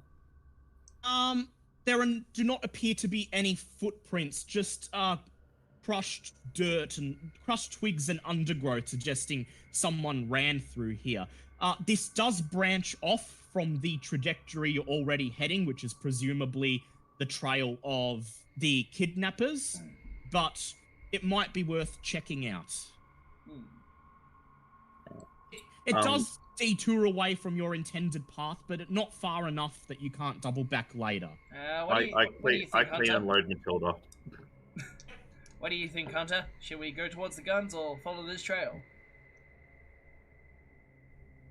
Well, the thing about gunfire is it only gives us a static image of where they were in a specific point in time. They may well have moved since then. So I think perhaps it would be prudent to follow this second set of tracks that is at least concrete. Yes, these new tracks do appear to be more recent. Okay, so you decide to follow them. Any objections, M1? None. Right, off we go. No use, it's no use finding the site of a battle when you were looking for the army. Yes. It's also around this time that it occurs to you that the fourth member of your group, Mr. Smith, Oh yeah, that guy. broken away quite at some point during yesterday. And just now it occurs to you that he's missing. Hey, where'd that big brute Smith go? Seems he has vacated. Perhaps he could not tolerate our company. Well, you did shoot someone.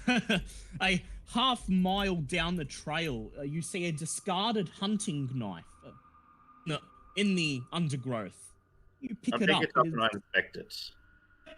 It is old, rusty, and covered in what appears to be sticky, semi-dried blood. Can I perform? Been used recently. Can I perform a science check on that to see like what type of blood it is? You could perform a medicine or first aid check if you like. That's gross. I don't have it, but I'll try.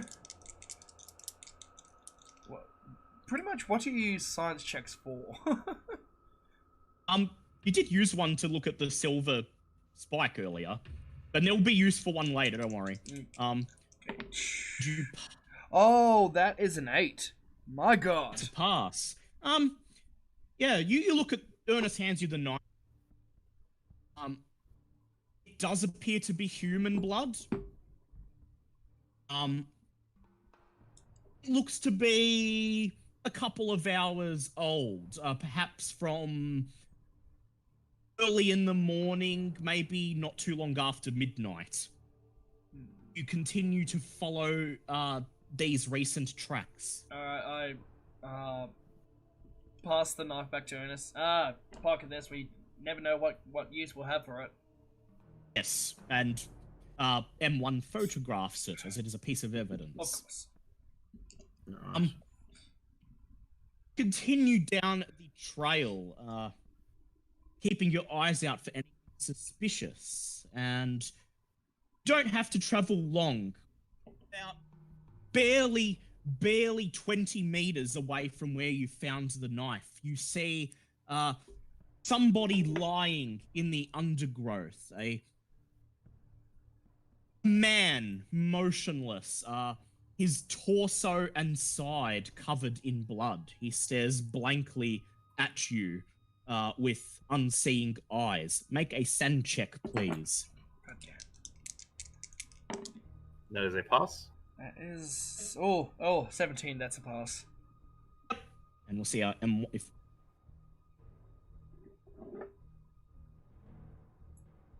Oh, I think that's a fail from M1. Oh, no. M1, you lose 1d3 san. I go down and I check for wounds.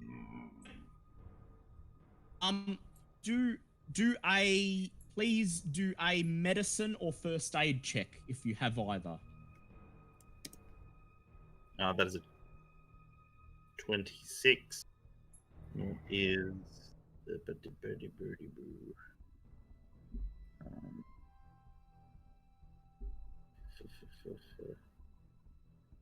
all right, comes under the first aid, so it's a pass on first aid. That'll do it. You see a large wound on the man's side and another one on his chest. They appear to be stab wounds of some. Tom examining the body. Do they match the width of the hunting knife? I can check this by slide. I'll just continue the description and then I'll tell you what you find there. there are 2 large stab wounds, one on his side and one on his chest. He appears to have bandaged them, but he did a quite clumsy job, and it seems that he died from bleeding out. He was...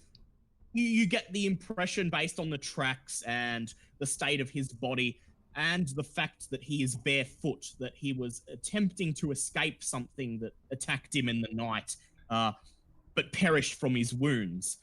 You compare the hunting knife to the wounds, and yes, the width does match. And now that you are here, make an archaeology or anthropology check, please. I have both of those. Oh, fantastic. Whichever one...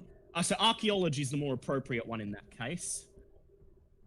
Anthropology is better, but I'll roll archaeology. That's fine. That is a fail. Can I push that? Yes, but you risk breaking the... Yep. You take the knife and you examine it in detail. Unfortunately, as you attempt to scrape some of the rust off, you snap the blade and lose it. That is unfortunate. However, based on the handle alone, you do discern something of interest. It's dated.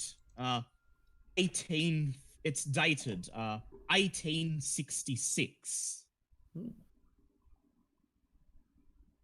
Quite the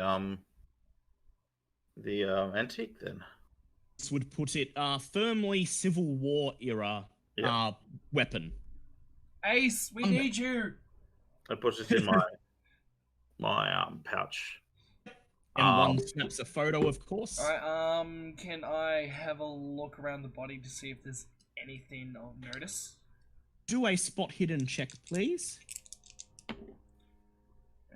No, that is a fail. Would you like to push it? It would just means you'll spend longer in this place and lose some of the day. Yeah, I'll push it. That is a pass. So you examine the surrounding area. You all sort of fan out and just examine the surrounds for a couple of hours until early to mid-noon. And first you check the body. The body doesn't appear to have any identification. Indeed, the overalls he's wearing, they look like they were maybe used as pajamas or something like that. He's definitely not dressed for running through the woods, and his bare foot doesn't have boots on or any other survival gear. However, you notice that his clothing is flecked with paint. Paint. Interesting. Doesn't appear to be anything else in the vicinity other than the tracks which lead back in the direction the man came. How old does the paint look? Like, is it fully dried? Yeah, it's fully dried. It looks like you know, this is like months and months worth of paint. Like something who regularly paints would have this amount of paint on their clothing, indicating that he's some sort of painter or artist, maybe. What color is the paint, or is it a mixed mash of paint? Mixed colors, all sorts of colors and shades. You then, is there anything? I would now like you to perform, just Liam, a hard spot hidden check, please. Jeez, come on. That is a 50. That is a come on. Does a 30 count? Or what's your... Yeah, that'll count. Excellent. Lean over the body once again and you just double check everything, and somehow you get the idea in your head to pull away his shirt and look at his chest wound. You undo the bandage and look inside, and you see a tiny sliver of silver buried in the wound. Oh, yeah, I would like... go... Ernest, can I borrow those little forceps things you got there? Calipers, yes. Yeah, take them and delve into his body and extract the little silver thing. You take the calipers and make a dex check, please. My Dex at... Oh my god, just 70. Thank fuck, I thought that was a fail. You grab the silver thing with your calipers and you extract it out of the wound. Your eyes grow wide. It appears to be an object to that other piece of silver you found, except this one is very slightly longer. Yeah, so I would like, Ernest, can you get over here for a second? I found another one of them silver things. Can you get the other one out? This one seems a bit different. I pull the jar of formaldehyde out of my suitcase.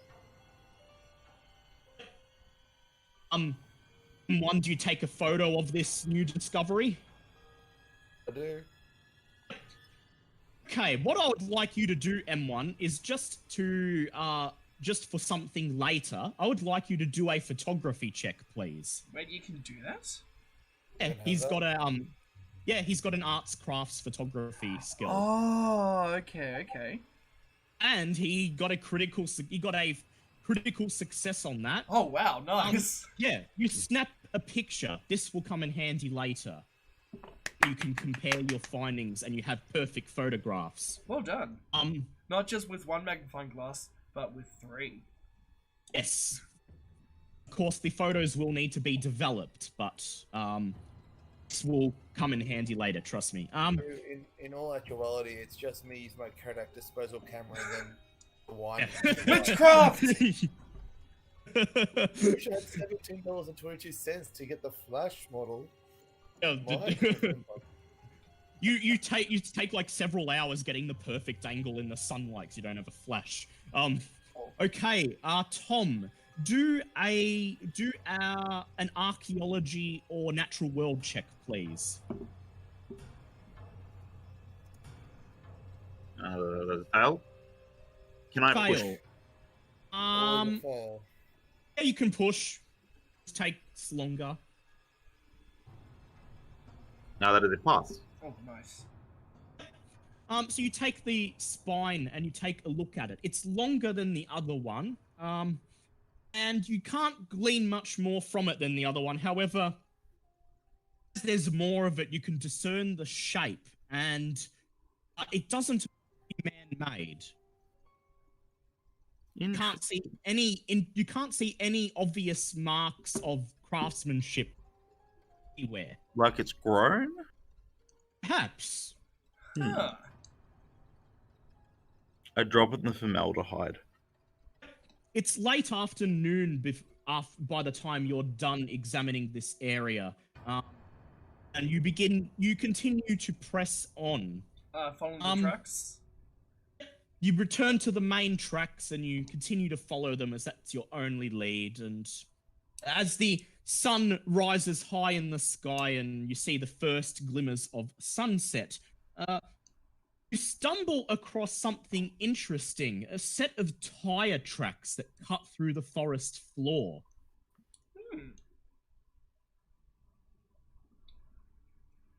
Yeah, that's M1's character. That's what the name refers to.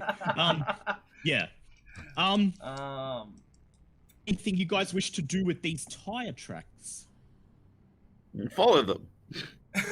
No, is there anything around the tire tracks? Because I'm assuming we just stumbled upon them, like the car was... and they appear to be crisscrossing the tracks you're following, as if they've cut through the forest floor. You could follow them, but you don't know which way they were going, which way they were coming from. You may attempt a navigate check if you like. Does anyone have navigate? I do not, unfortunately. One, do you have navigate? That's what Sherpas are for. Yes. Alright, so did we just discover tracks like going... Tire tracks cutting through the undergrowth. Yep. One, do you have navigate on your sheet?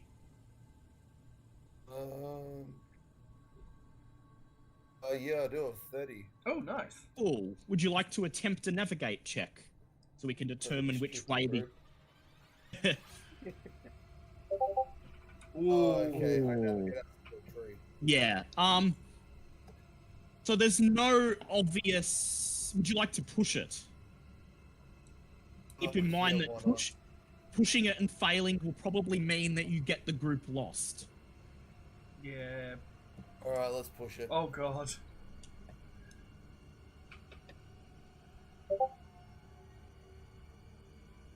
He shot himself in the head last game, Kitty.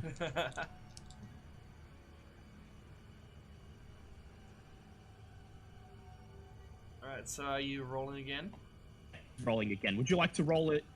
Would you like to roll it again, M1? Because that's what Oh, pushing so I it can is. roll again. Yeah. Okay, sorry, I'll- Sorry. Yeah, that's what pushing it is.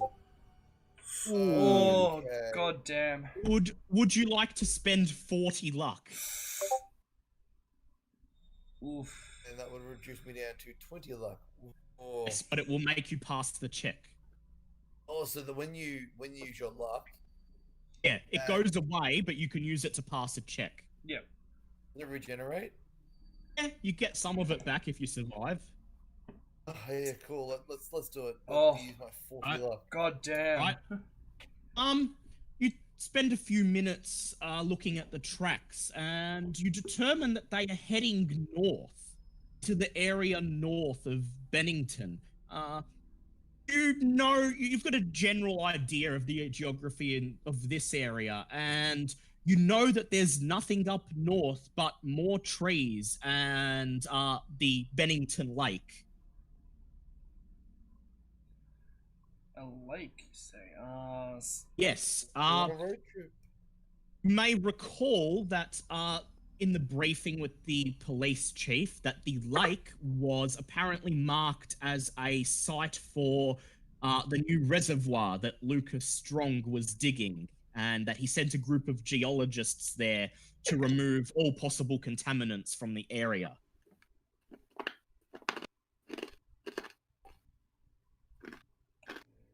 Huh. Would you?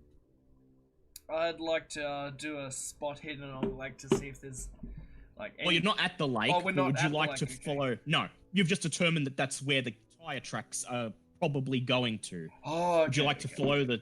Yeah. Would you guys like to follow the tire tracks? What do you think, Ernest? Yes. That's a vote Well- of yes from Ernest, I think. Yes. Yeah. M1. Alright, we'll follow the tire tracks. All right. Determining that they are heading to the north, you begin to go that way as well, ignoring the kidnappers' tracks have basically dispersed by this point, leaving the tire tracks as the main lead you have. So you begin to follow it north. All three of you make listen checks, please. That is a 20. That's.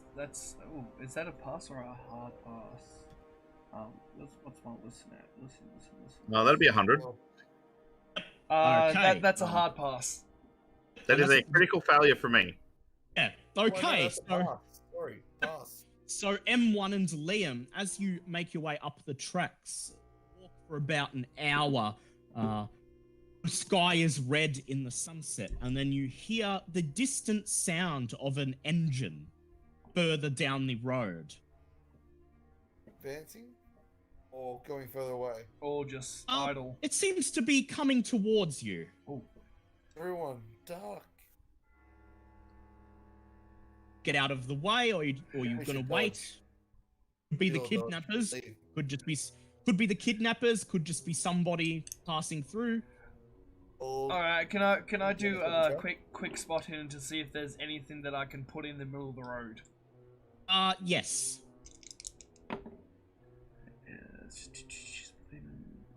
That I feel like is. a bunch of Oh, Highlandmen 46, that's a might have pass, lost yes. someone. Yeah.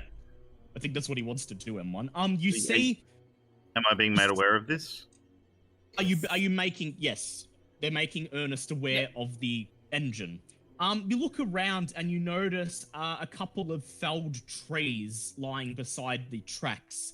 It would take a small effort to drag one into the middle of the road. Alright, Ernest, help me out here quickly. Let's get these I was Passes. gonna say no. Get the one with the camera to help you. It's Alright. best if I find myself a good firing position to utilize this. I need to take pictures. History. Oh god damn.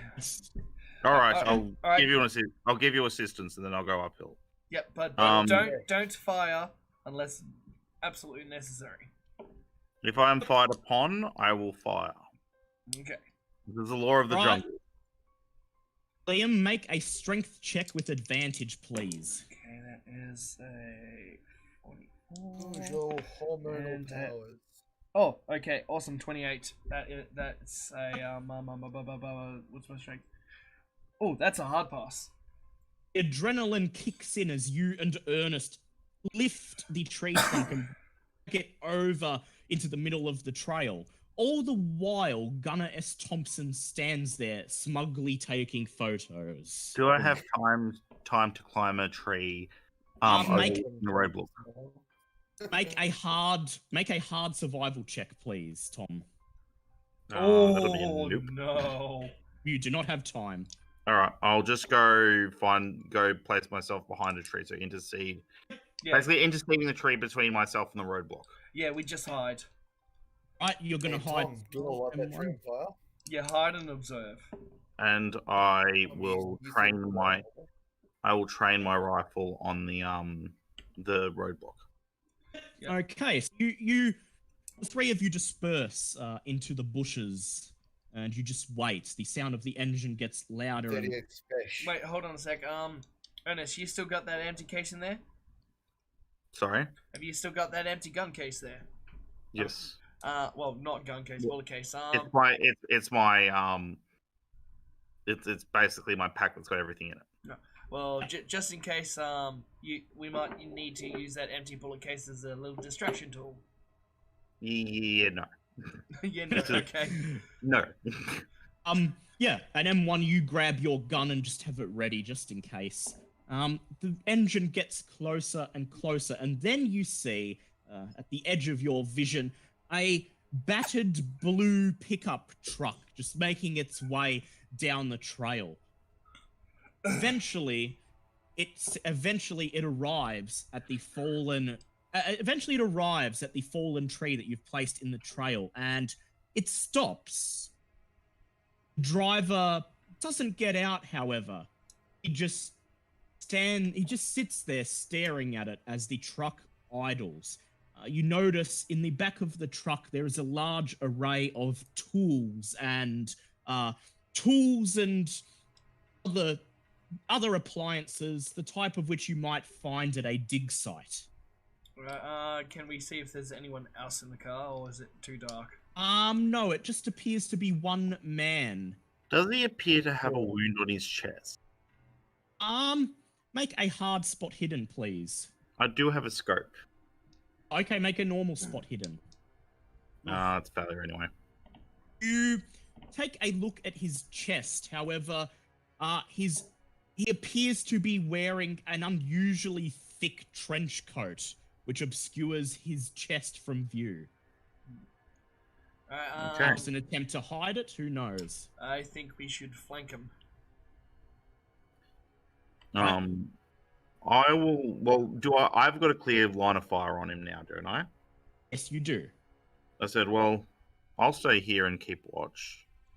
You can Alright, go flank if you wish. Alright, well, Gunnar, you go one side of the car, I'll go the other side. Right. See, Okay. M1 and Liam, please make stealth checks, both of you. You're gonna see my ass crack, I bet you. Oh, I don't have stealth, but that's a 15. I know that's a pass anyway. It's a pass. We'll see. Yeah, Yeah, he's probably gonna. He might fail with. Might Let fail. me have the Like, high ground. let's see. Wow. Ooh. failed Would you that like- a boss? Would you like to push it? Which is mean you roll it again, but if you fail again, the consequences will be worse. Well, let's push it. All right. Ooh. Oof, Jesus Christ. Oh. All God right. damn. So as the two of you begin to make your way out of the bushes to flank the car, M1's camera. He accidentally presses the button on his camera and it goes off. The driver hears the whirring noise. He slowly turns his head and looks out the window at the two of you coming out of the bushes. And then he opens his mouth and he says, "This is a work site. You have to leave." We're here on official business from the sheriff and... Crap, what's the guy's name again? Mr. Strong. We're here on official work business from the sheriff and Mr. Strong. So we've got jurisdiction over here now. He says, "Yes, the work site belongs to Mr. Strong, but I have to ask you to leave." Alright, can I do a charm check? You can attempt. Oh my fucking god, that's a 5. And what do you say to him? How's it going? I understand in normal circumstances we would leave, but we're hard pressed for time. We do need to find his daughter. He looks at you and his face void of emotion. He simply says, "So what? My car for fugitives?" Alright, can you repeat that? Sorry, you broke up. He looks at you, his face void of emotion, and he says, "So what? You want to check my vehicle for fugitives?" Oh, well, if you got something to hide, we'll check, but at the moment we're just checking everyone we come across. There's been a few kidnappers spotted, and there's us and a couple groups out roaming the forest. We're just doing the best we can. He looks at you, his eyes blank, and he says, "Feel free." And then he reaches over to the back seat and pulls up the lock so you can have a look inside. Is this guy just really complacent? Sorry? Is this guy just really complacent? Because Might be really Yeah, you've noticed he's emotionally cold. And you look in the back seat of the car and look at the stuff that's in the trailer in the back, and don't see any fugitives or dead bodies or anything else suspicious. There's just a lot of digging equipment, and in the back seat you notice 2 small wooden crates, the letters TNT stamped on them. So he's just got TNT, okay. E for Tackleberry Thin. Yes, it's his favorite cigarettes.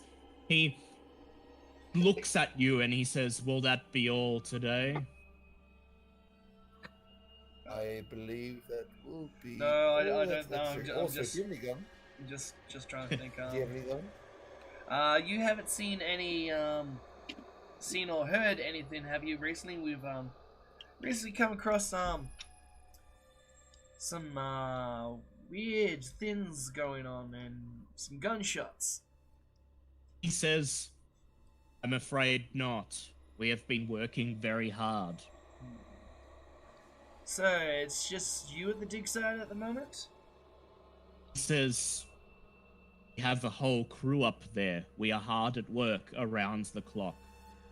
Well, if you're hard at work, where are you going?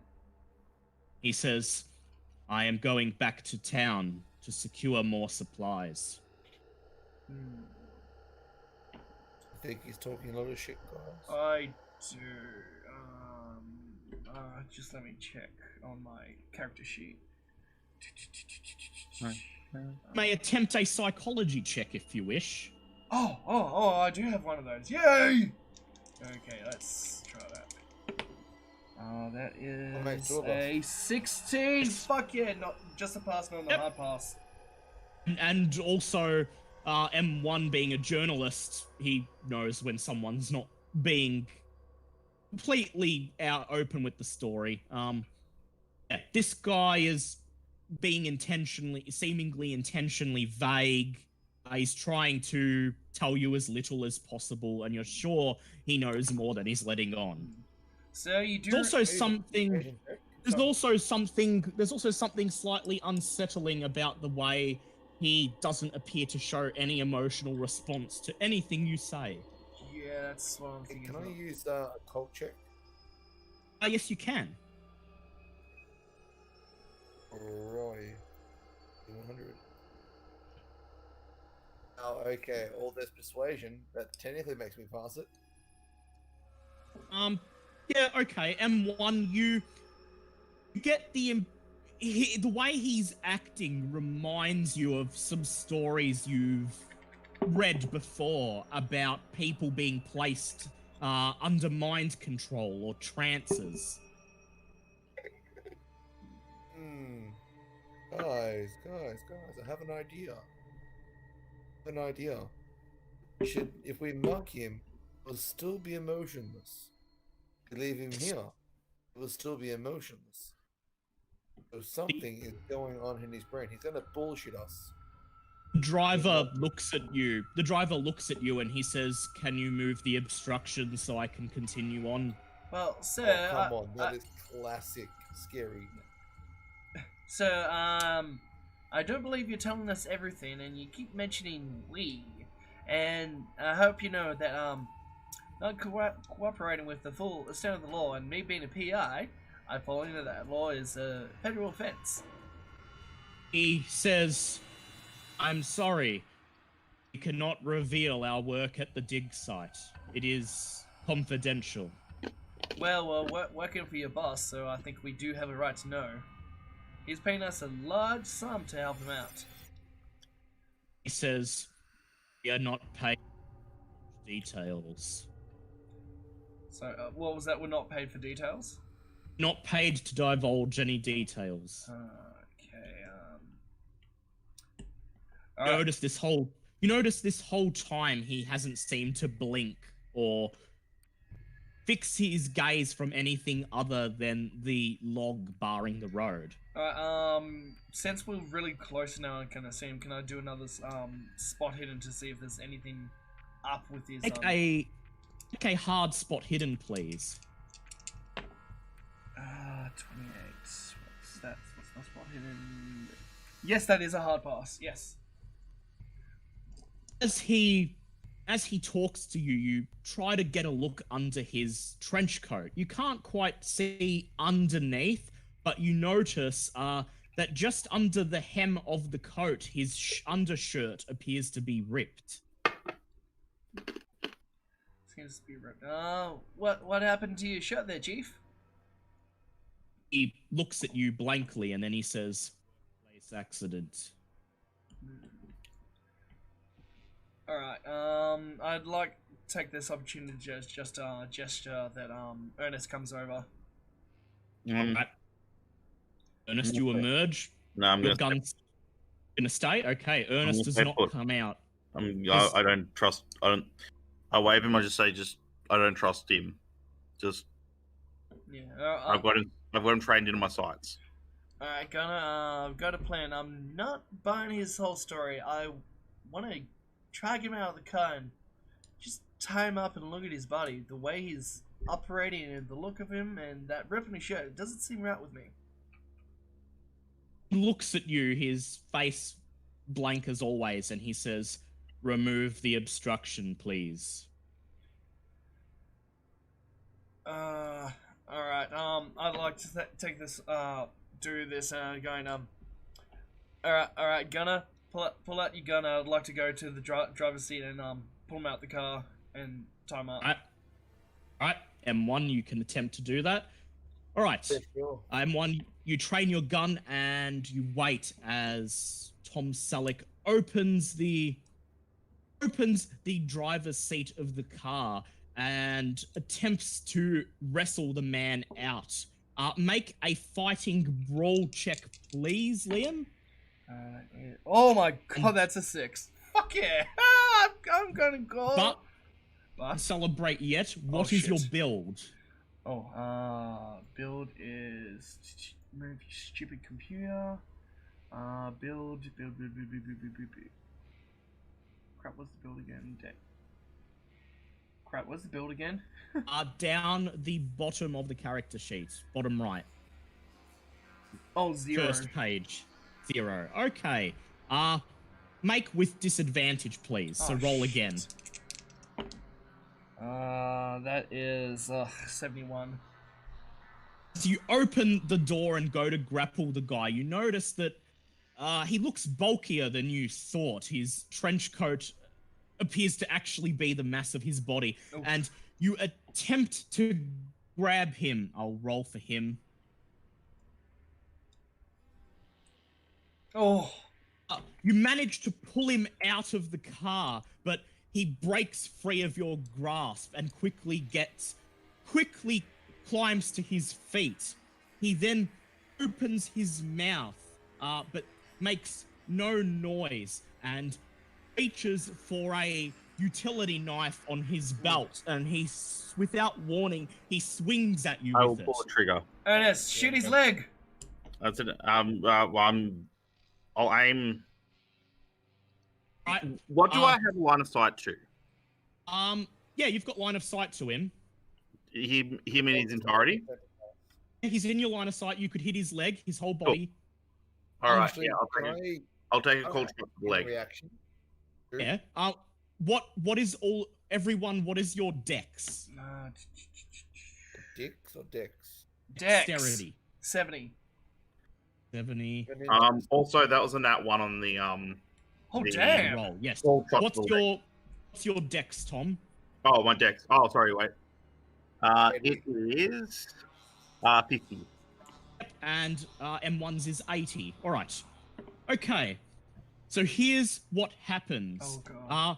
Liam, roll either fighting brawl or dodge, please. It depends. Do you want to dodge the swing, or do you want to try and grapple the knife out of his hand and strike back? Let's see. I will try the fighting brawl. Right. Let's do an opposed check then. Alright, that is a 25. So that's a hard pass. But he got a critical one, Oh, unfortunately. fuck. Moving with speed that is unnatural for his size, he slashes at you with the knife. You raise your hand attempting to block, but he cuts through. He knocks your arm out of the way and then plunges the knife into your chest. Oh, You what? take Shit. 3 points of damage. Now, M1, make a firearms roll, please. Can I still have that one count as my firearm roll? Yes, 40. but Perfect. one's faster than you. 40, perfect. All right, bang! Roll 1d10, please.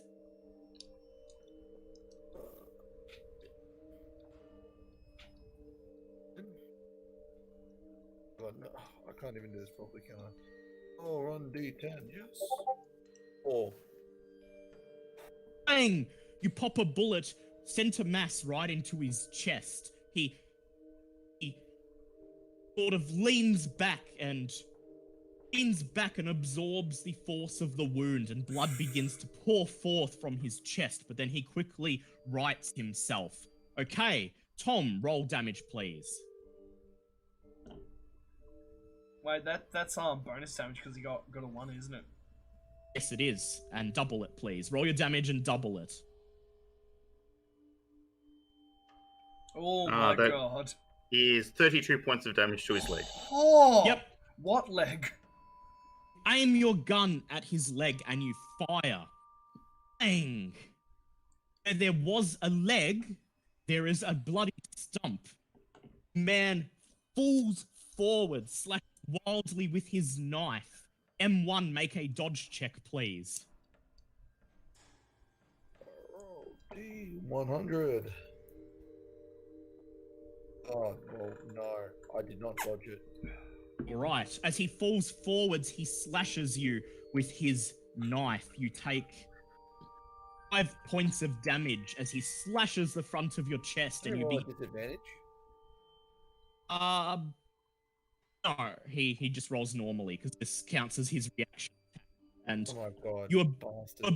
bleeding profusely. He falls forwards onto the floor and begins to twitch, and then he makes a loud death rattle and ceases to move.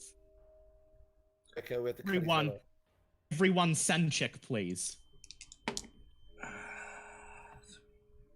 Pass. Yep, pass. Okay, one. Let's see. Oh, nice. Oh, they're fucking pass. Okay. All 3 of you lose 1 sanity. Wait, what? Even for passing? My god. Yep. Just don't get the full amount. Yeah. Right.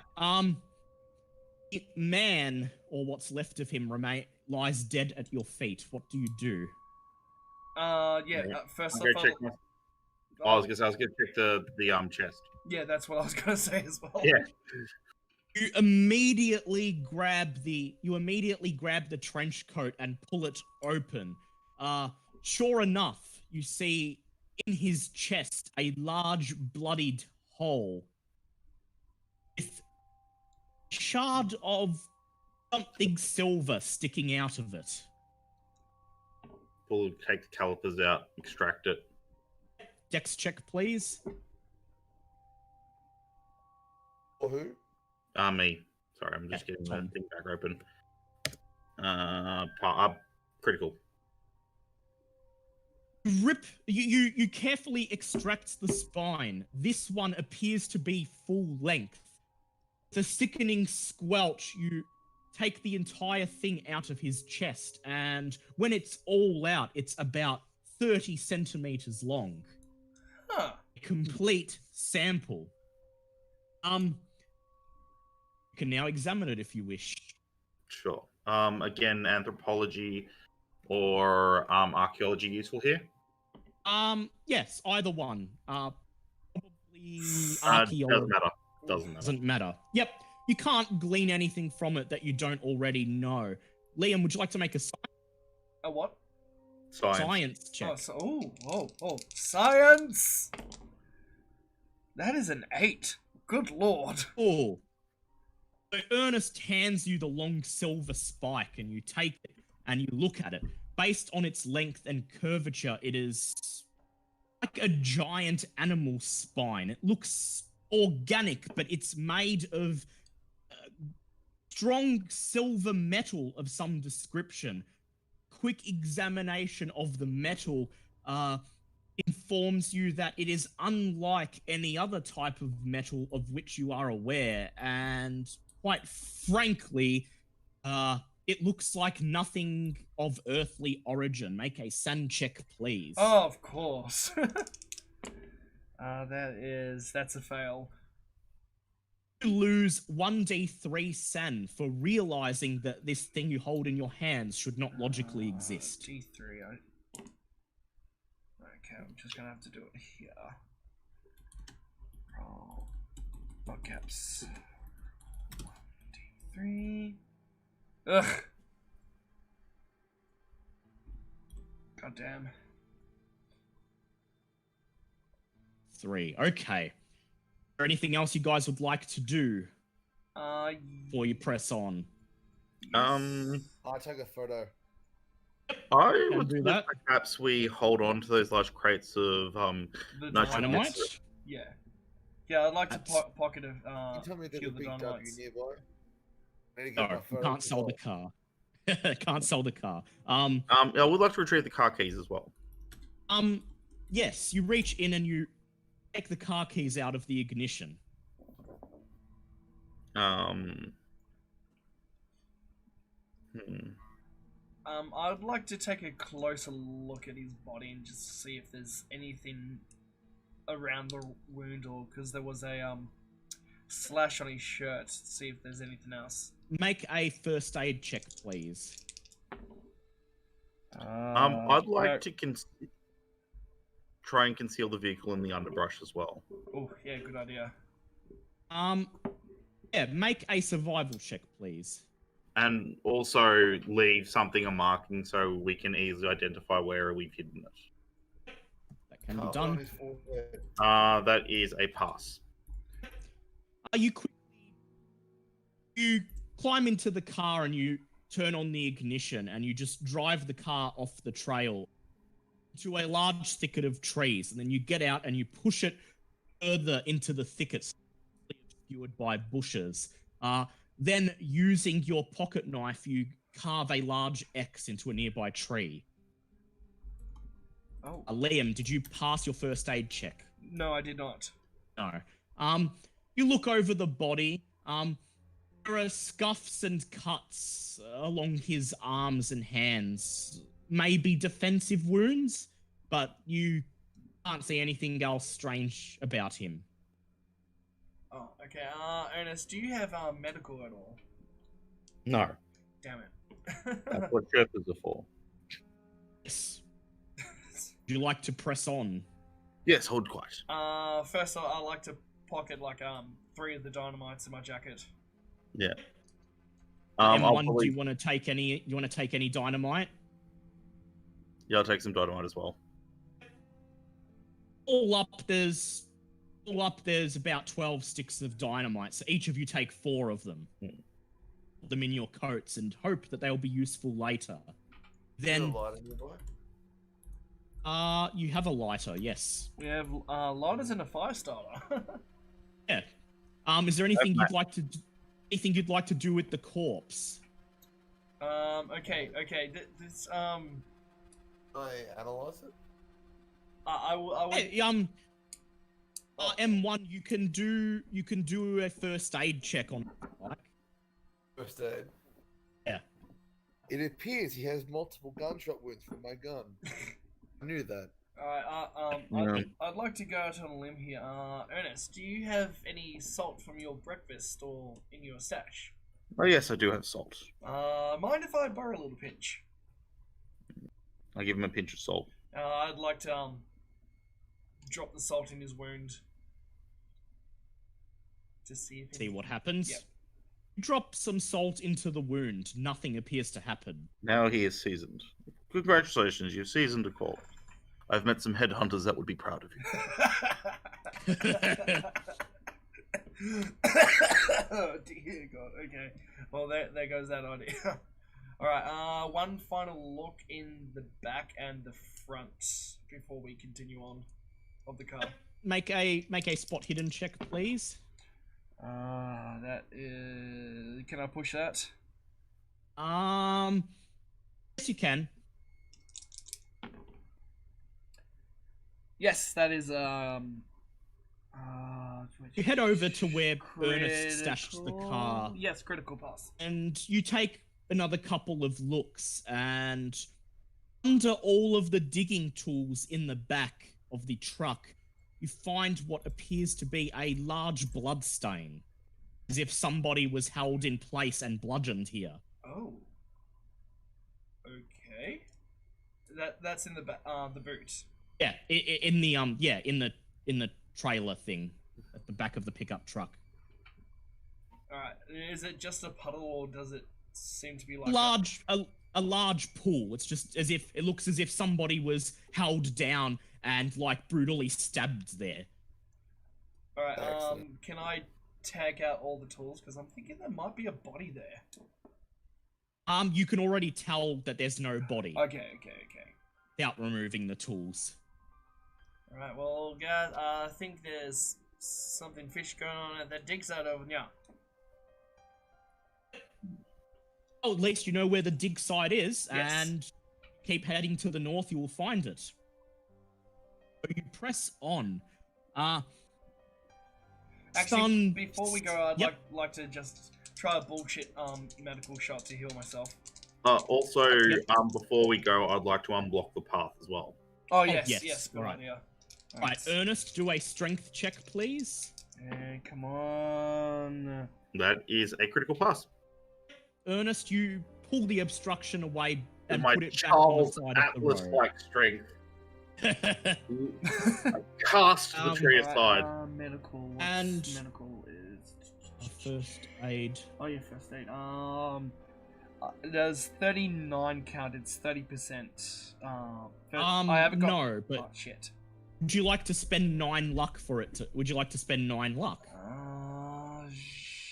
No, I won't. Right. You bandage up the wound, the cut as best you can, but you can't seem to. You hope it'll heal this way. M1, do you want to try to use first aid on yourself?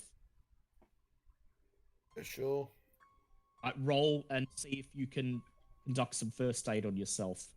19, and that is a pass. Oh fuck you. I'll lick Okay. rolling clean.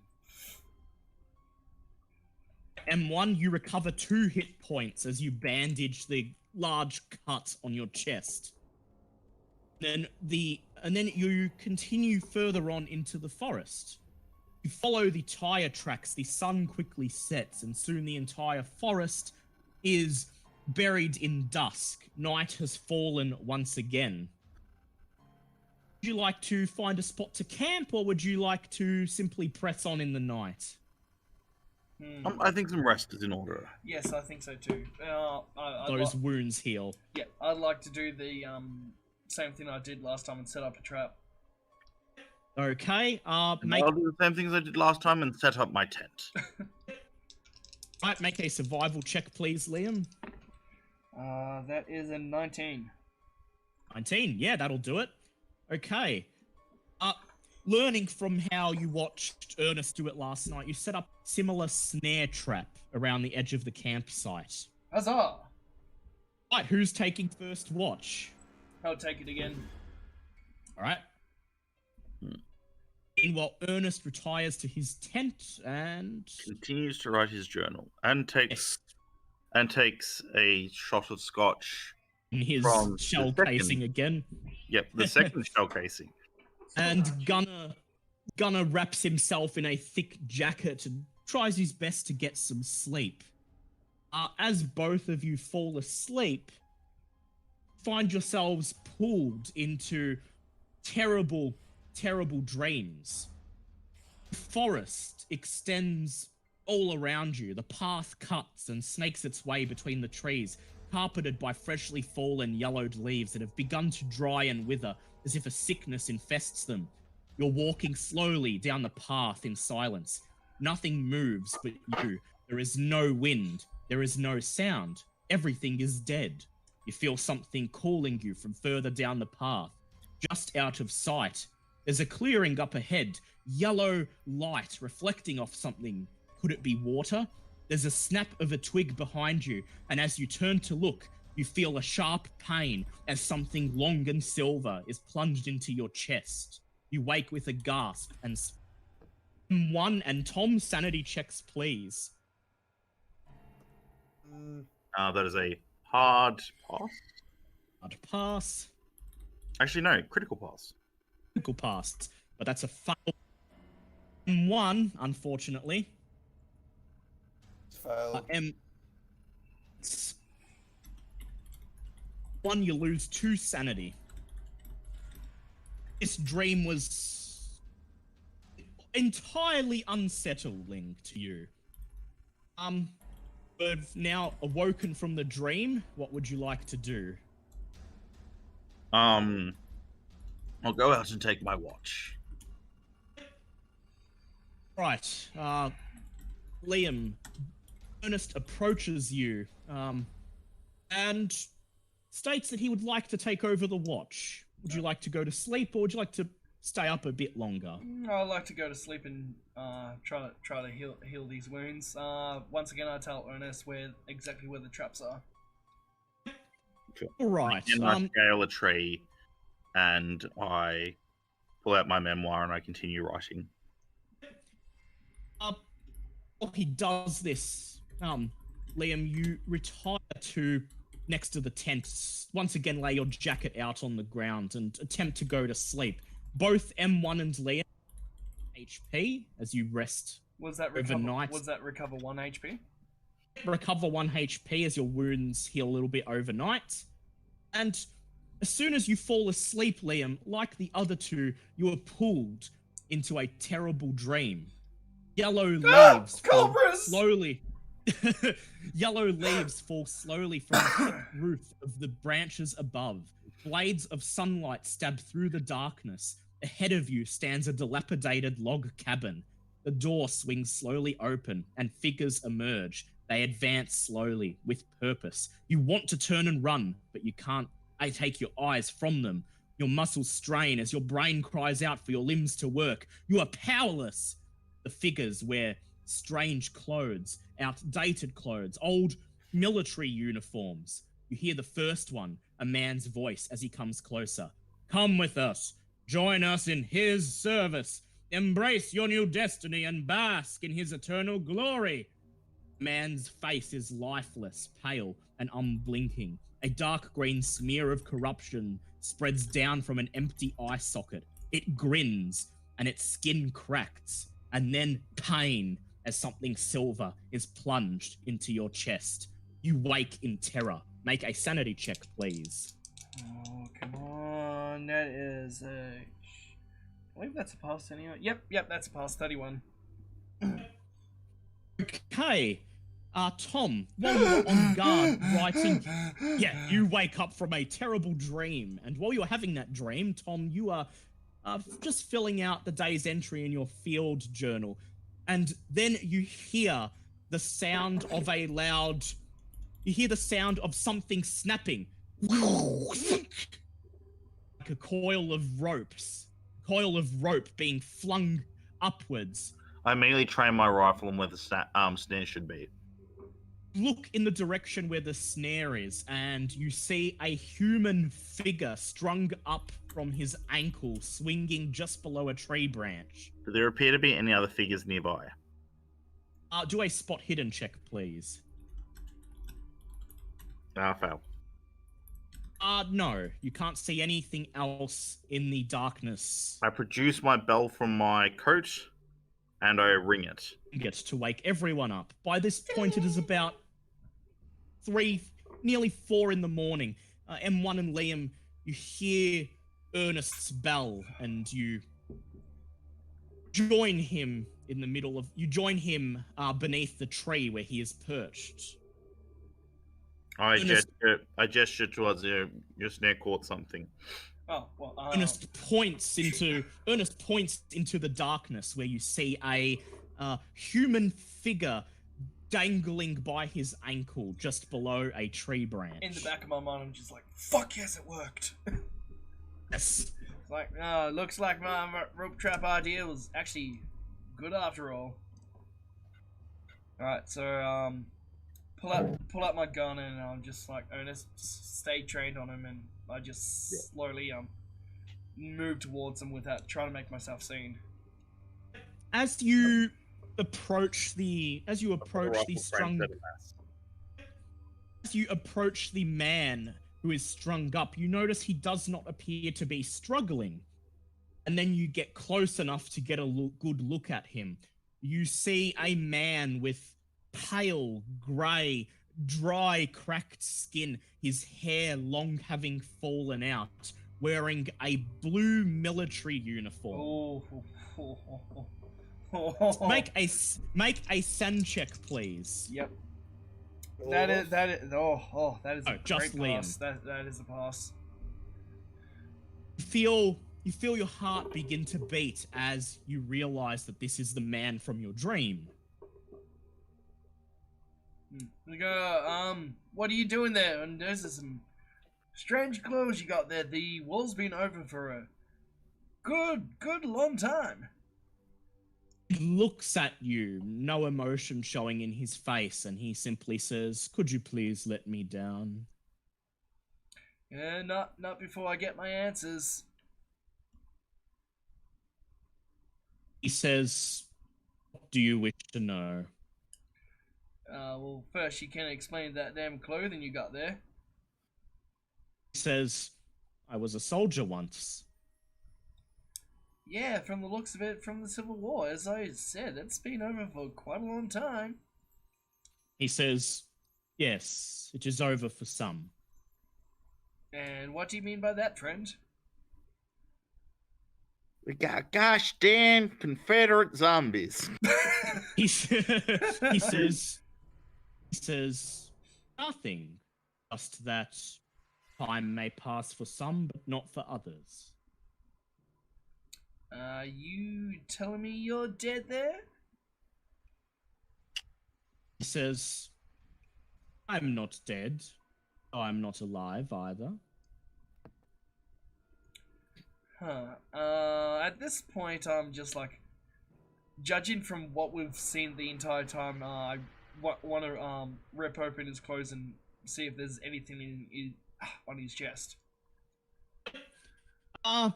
As you approach him, he lashes out with his bony hands, Make a dodge check, please. There is a pass. Jump back as he thrashes around with his hands, trying to strike you. Now make a luck check. Oh, goddamn. That is...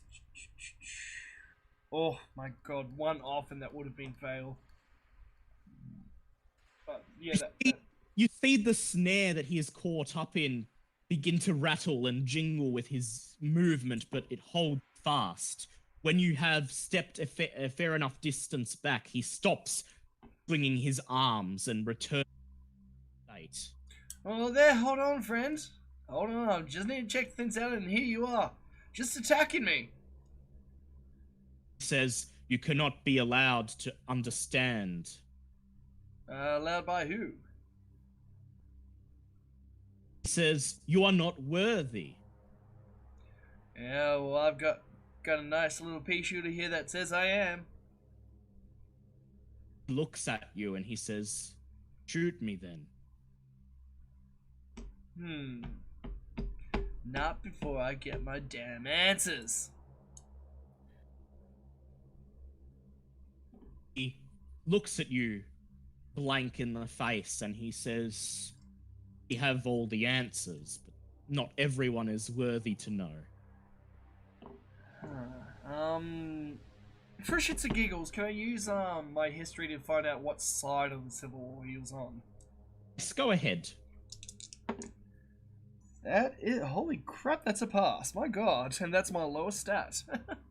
Based on the insignia that's barely visible on his uniform, he is a Confederate soldier.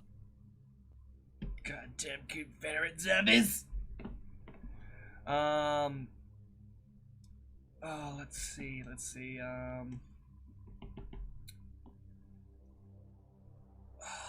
I had a few other things in my head, and now they're just gone.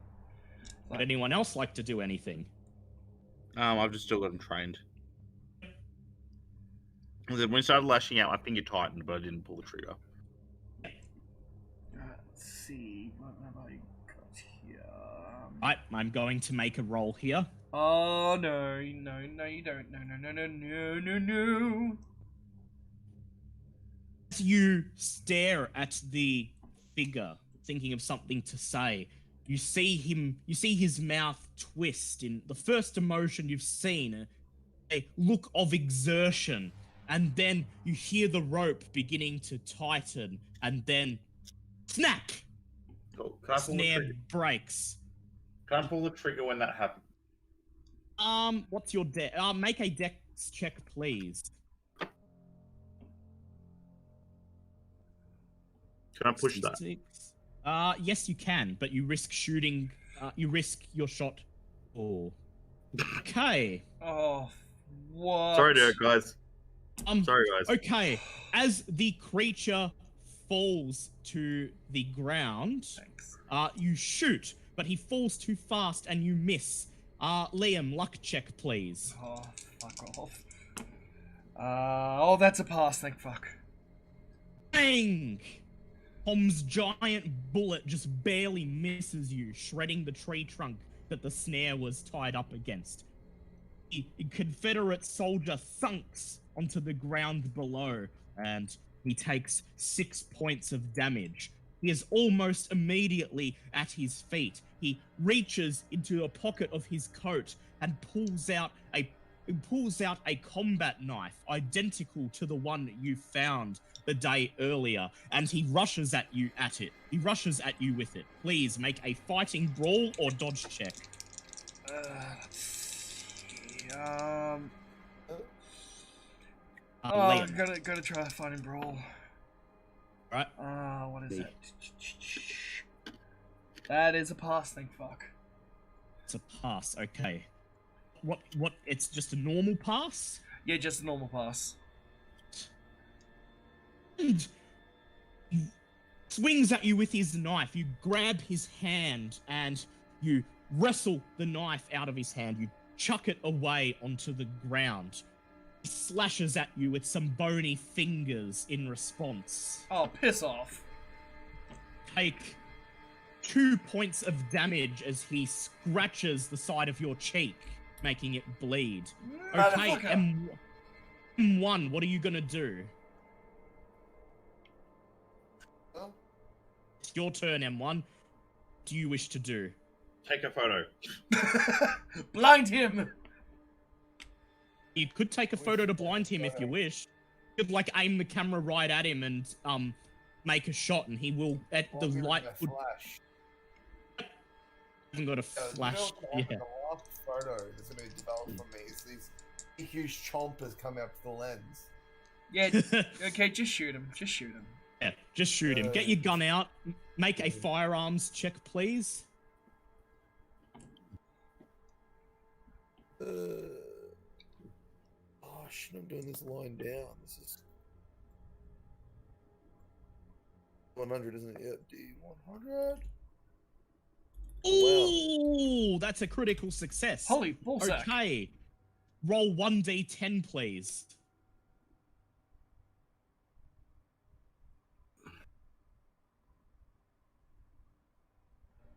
And I double it to 16. Bang! Your bullet hits him square between the eyes. He drops immediately like a sack of flour. Ceases to move. Take a photo. You can do that. You head over and you kick over his corpse with your feet, and you take a photo. Roll a photography check, please. I have to roll the winder for my Kodak disposable camera. And we have to see if you get it, if you frame the shot well enough. Shaking from the encounter, and yeah, you snap a photo. Would you like to push that? You will risk. It's alright. Okay, yep. You take a photo. You were shaking while taking it. It may or may not come out well. We shall see. Right.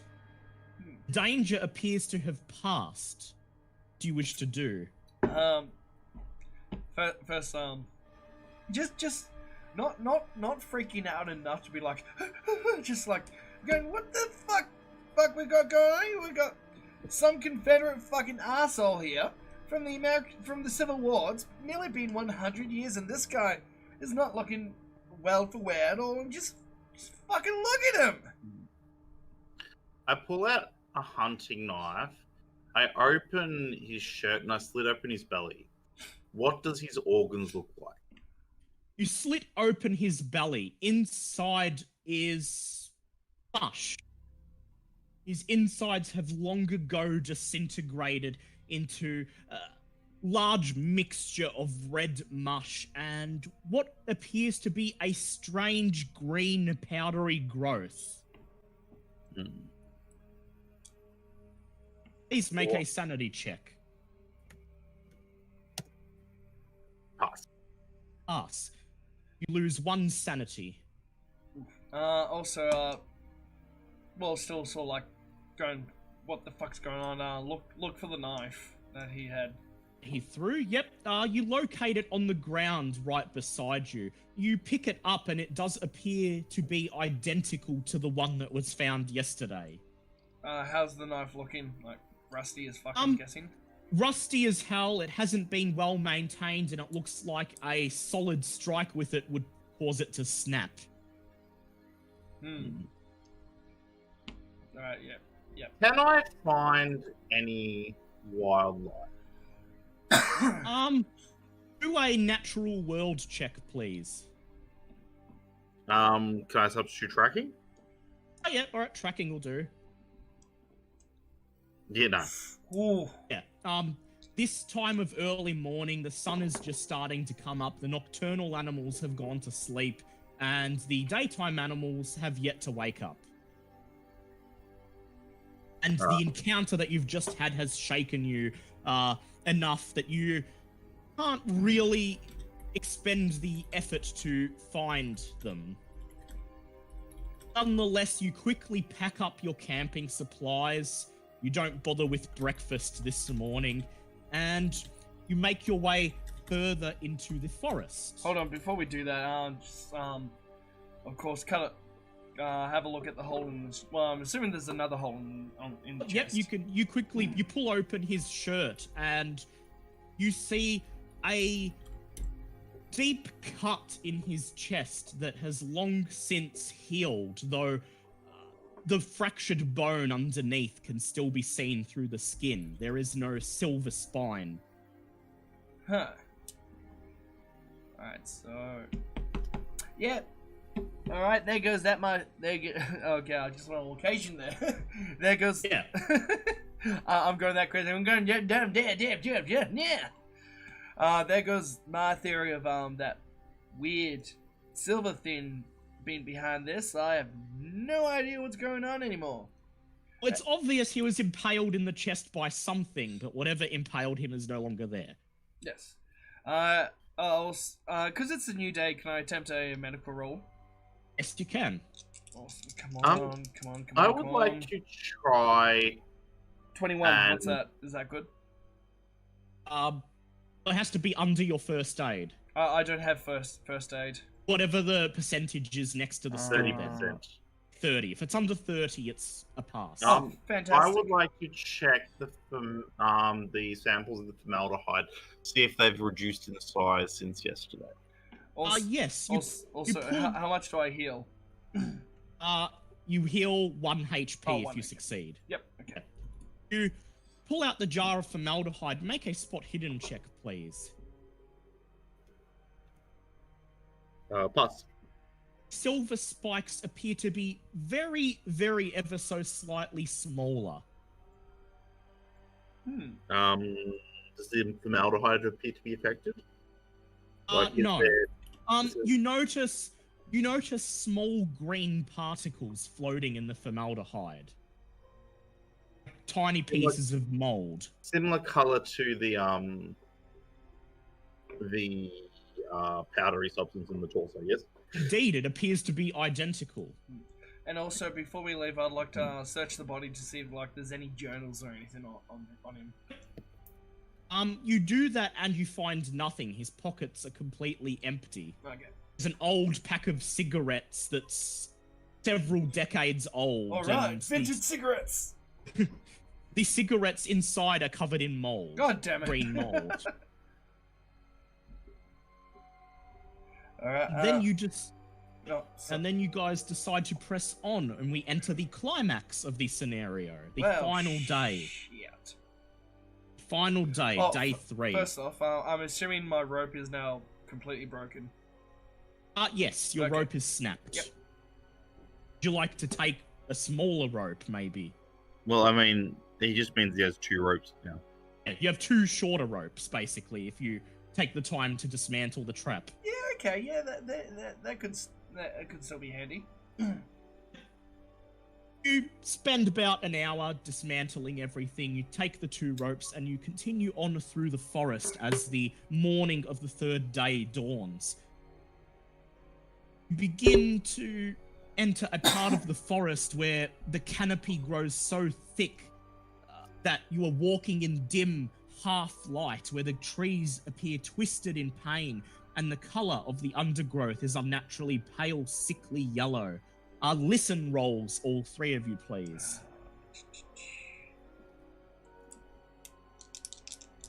Plus. Pass. That is a pass. Pass. So what happens with M1? And that's a fail from M1, I think. Right. Tom and Liam, sanity checks, please. Oh, fuck off. That is a crit pass. That is a pass for me. You lose no sanity, but you yes. notice that there is no sound of wildlife at all. This part of the forest is completely empty of life. Oh. The local flora, does that seem to be affected? Some of it is sickly and dying, some of it has twisted into forms that look unusual. Nothing lashes out at you. A couple of hours of walking through this nightmarish thicket of trees, you merge into the abandoned remains of a campsite. The campfire has long since died. The 4 tents are broken, and there are signs of a struggle or fight. So several large, what appear to be canvas paintings scattered across the ground in one of the tents. All right, is the campfire still smoldering? No, it's completely gone out. It looks to have been out for at least a couple days by this point. I would like to have a look at the canvas painting. Yeah, I was going to say I'd like to look too. So we can both look together. What are you looking at? Sorry? The canvas Canvas paintings. paintings. Ah, yes. Okay. Walk up to the scattered canvas paintings Wait, no. and... Wait, no. Not going to? The Call of Yeah, I'm gonna do Cthulhu, it. Call of the Cthulhu game. I'm just like gonna do it. fucking shamblers. No. No. All right.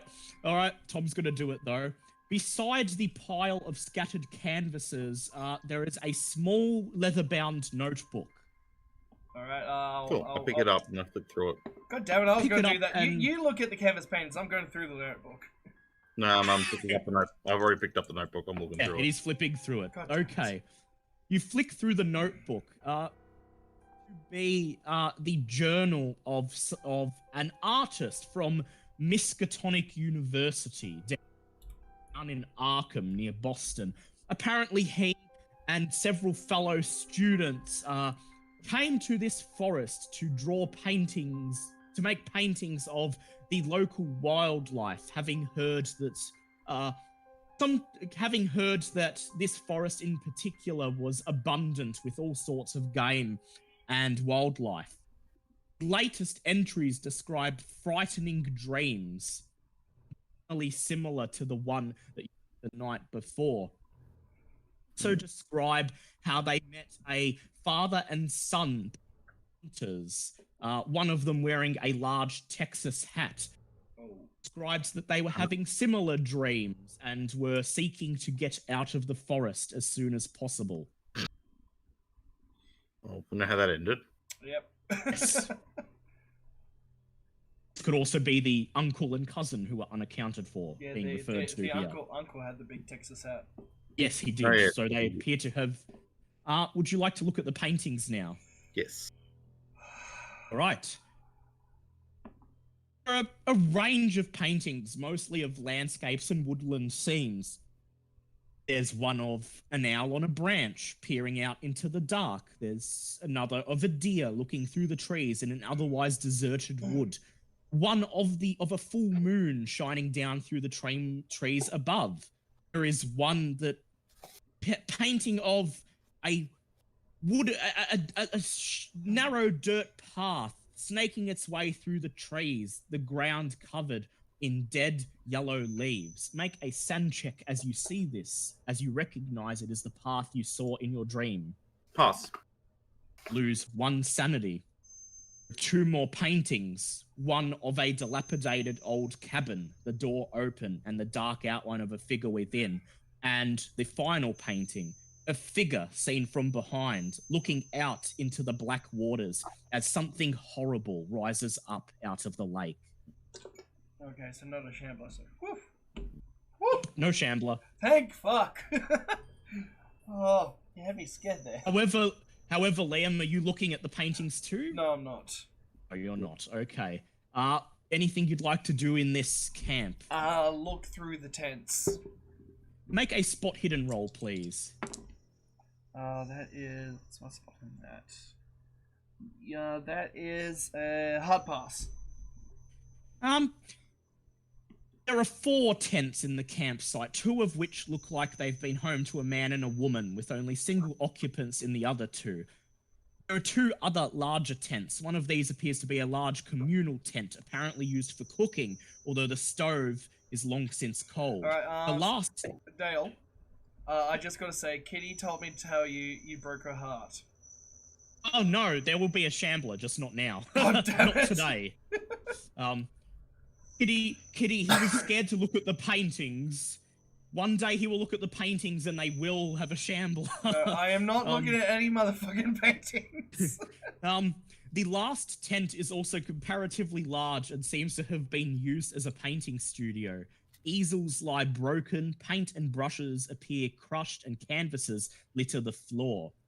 Search of the sleeping tents reveals various art pads, some partly completed oil canvases, and at the edge of the campsite, a discarded hunting rifle and a Texas hat in a nearby bush next to drag marks heading northwards. Oh, shit. Alright, what do we do? So there's nothing else in the camp besides the... Doesn't appear to be anything else in the camp.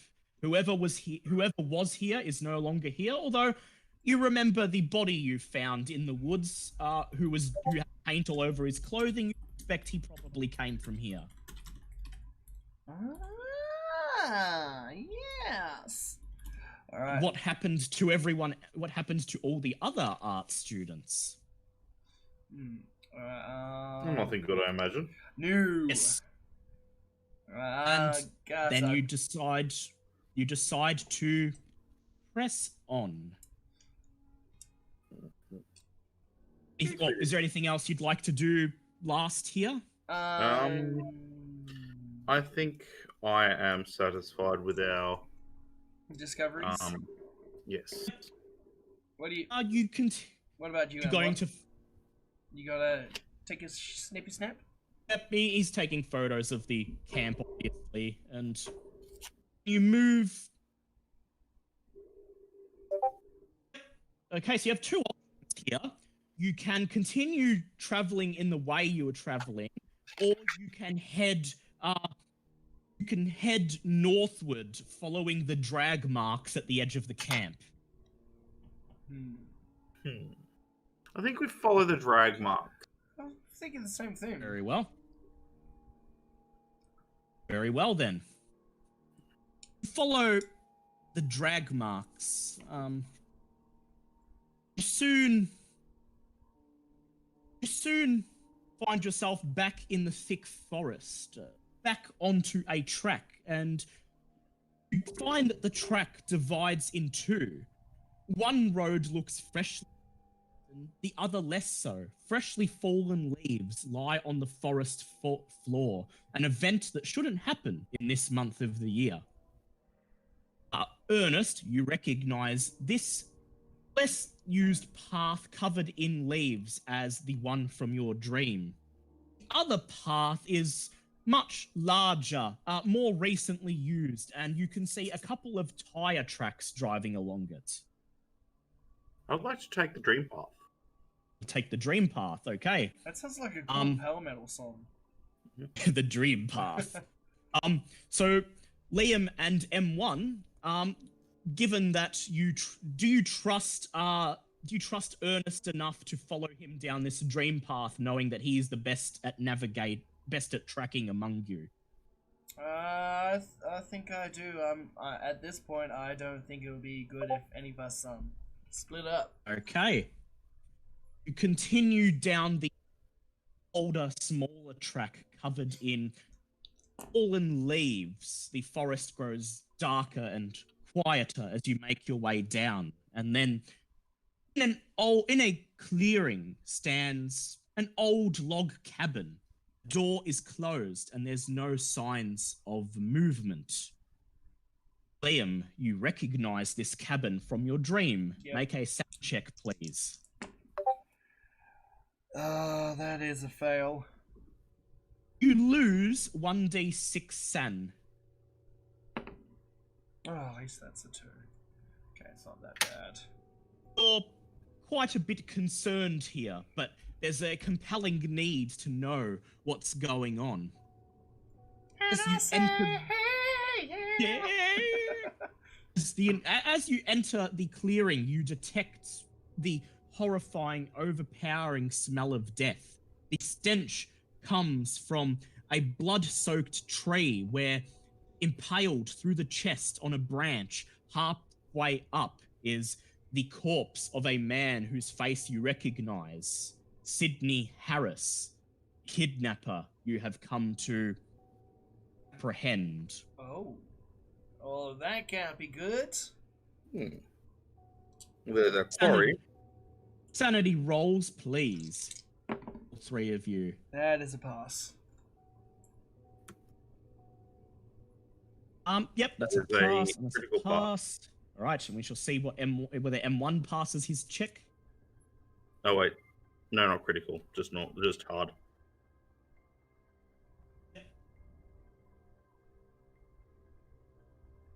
And that's a fail from Dan Cooper. From M1. Sorry, M1, you lose 3 sanity. As you approach the cabin, you notice that it has been shot through with many bullet holes. Can I determine sort of the rough caliber of the... Make a firearms check, please. That is a pass. They appear to be of rather small caliber, perhaps a 38 or a 9mm. Fired from a rifle or a revolver? A revolver, and based on the trajectory of the bullet holes, they appear to have been fired from within the cabin. Okay, luck check, please, Tom. Sorry? Luck check, please, Tom. Alright. That is a pass. As you examine the bullet holes, you hear the sound of a gun being cocked. You throw yourself around the corner just as bang! Someone fires at you from the doorway of the cabin. The other 2 of you see a disheveled, dirty-looking man, his clothes torn and covered in mud, brandishing a revolver. He's just attempted to fire at Ernest, and now he turns his attention to the 2 of you. He points his gun in your direction, but he doesn't shoot. Right, whoa, hold on, friend. We're not any of those. We are Civil War people. He raises his gun, and he says, "Give the girl back, or get the hell away." We haven't got a girl. He says, then you must be with those fucking monsters. And he fires. Both of you make dodge checks, please. That is a pass. Can I point my rifle at him and take a shot? Yeah. In your next round, you can. M1 and Liam have to make dodge checks. Yeah, I passed. M1, dodge check, please. And that's a pass for him too. Both immediately throw yourselves behind nearby trees. The man fires a couple more times, hitting nothing. And he says, "You're with those monsters who attacked our hideout last night. They killed Harris and they took the fucking girl. Right. Get out of here!" I'd like to use a psychology check. Tom, would you still like to stick your head? Would you still like to pop out around the corner and fire at him? Yes. Right. Who's got higher? What's your dex, Tom? 50. What's your dex, Liam? 70. Liam, you get to attempt your psychology check first. Yep. Come on. Oh my god, that's a crit. Right. As Ernest begins to creep around the corner of the cabin with his gun drawn, you try your best to calm the man down. He shouts, "I don't want to serve the thing in the lake!" And then he drops the gun at his feet and kneels down in a fetal position. Alright, just come out going, "Whoa, slow down, friend. We've got nothing to do with those monsters back there. We've killed some ourselves, and we still have no idea what's going on. And we've pulled some weird things out of bodies, and we know nothing about this weird thing in the lake. Maybe we could try help each other." He looks up at you and he says, "You don't get it. The girl is gone. Something attacked us in the night. They took Harris, strung him up on that branch over there, and I barely got away with my life." As he says this, Tom, roll a firearms check, god please. damn it, Tom. Pass. Roll for damage, please. Shit.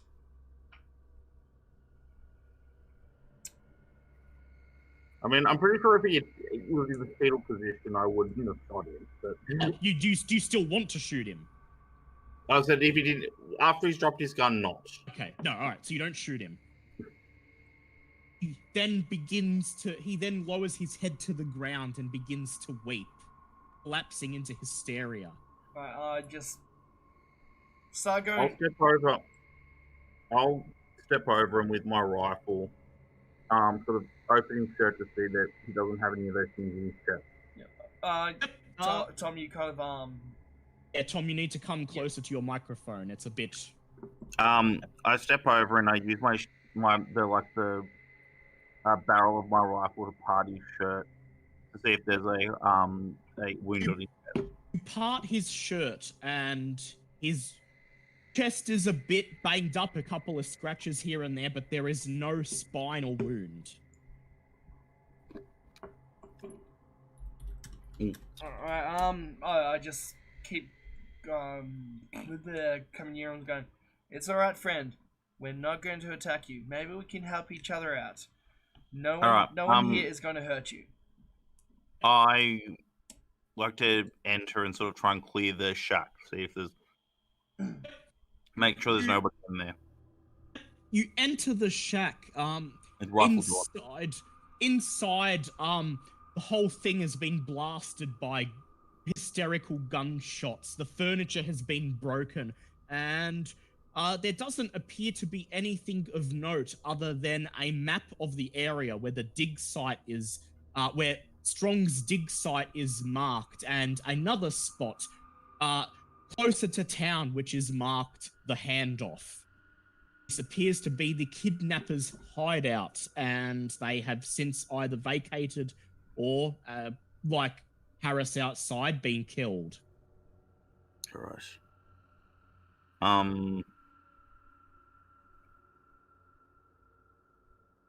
Alright. I'll step in and like, tie this man up. He's one of the kidnappers. We'll bring him back to face justice. Okay, Liam, you get your rope, and you're going to tie him up.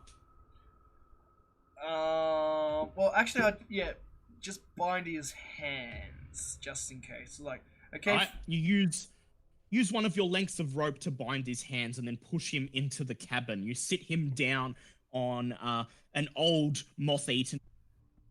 Right. Just looks at you, sobbing quietly. Is there anything that I can make a cup of tea or a beverage or anything? No. It looks like they were just like camping, bunking out here. So I pull up a chair just opposite him and go, okay. Now in a nice, calm, easy demeanor, I want you to tell me exactly what happened here. We're not here. I just want to remind you, we're not here to hurt you. We can help each other out. He looks at you and he says, I'd rather face justice. I'd rather be hung than have what happened to the others happen to me. Well, friend, if you can help us out, we can help each other. If you help us out, I can make sure you can get away from all of this. He says, they took Jane and one of the others, took them down to the edge of the lake, and there was this group of out-of-towners there, artists, students or something, and they had them strung up on these giant poles out of the ground for facing the water, and this thing came out and injected spikes into their chests, and he left them there. Are you talking about these spikes? And I gestured to for Ernest to take out the jar. Pull out the jar. His eyes go wide and his face goes white as he begins to weep once again. Are these the spikes you're talking about? We've put a few out ourselves. Nods wordlessly. All right, friend. Do you know anything about the dig site? Do you know if anyone's there? He says, old man Strong was digging it up, wants to put his reservoir there, but he found precious metals and wanted to prospect them. Sydney Sydney thought that meant gold, so we took Strong's daughter and thought we'd get a ransom, some of that gold for ourselves. He bursts into tears. Alright, friend, just calm down. It's gonna be okay. I promise everything's gonna be okay. Just trying to do everything I can to get him to calm and stop crying. He says, I followed them back. They came from an old cabin a little bit to the north of here before you reach the dig site, but then he begins to cry. It looks like you won't get anything else out of him. Ah, bugger. Alright, so we've got a map of the area now, so that's great. Is there anything else in the cabin? Nope. No, okay. Hideout is bare, and he's destroyed pretty much anything there was that was here in his hysteria. Alright, so we can either go to this, there was another cabin you said? That's where he said, from the north, before you reach the dig site and the lake. Yep, so we can either go to that cabin, or head straight to the lake or the dig site. What do you guys think? What would you guys like? In and out for me, I'm only catching like every second word. We can either go to the cabin, or straight ahead to the dig site or the lake.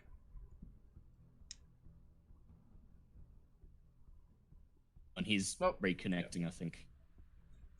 What about you, M1? What up? What's your vote? You can head straight to the dig site or the lake, or you can check out this cabin that you were told the creatures emerged from. I reckon the dig site's our most solid lead. We've only got We at about least have hard evidence that something came from there. You do. So that's one vote for the dig site. Dig site. Yeah, I'll go. Right. Yeah, dig site. Right, dig site it is. We've got about 20 minutes, half an hour left. And so, right. You disregard the lake and the cabin. You know that whatever this thing is, it's coming from the dig site, and you heard the kidnapper say that this is where the girl was taken, Jane Strong. You spend a couple of hours walking northward, and walking down the road, you hear the sound of activity up ahead. Rounding a corner, you find a member of the Geologic Survey team wearing a high visibility vest, standing beside a 5-bar gate that blocks the trail any further. The trail bends farther around out of sight. However, you are able to make out a few huts and a clearing down below, from which comes the sound of machinery. Would I be able to try and use my tracking to find an alternate way in through the wilderness? Yes, perform a hard tracking roll.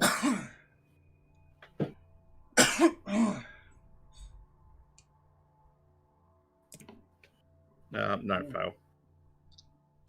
Okay, looks like the gate is the most direct route of entry then. So, as you approach the gate, the workman raises his hand. Of course, the music acts up again. Raises his hand, and surprisingly, he seems civil and welcoming. He smiles and he says, "Howdy there, folks. Afraid I can't let you go any further. There's men at work down there."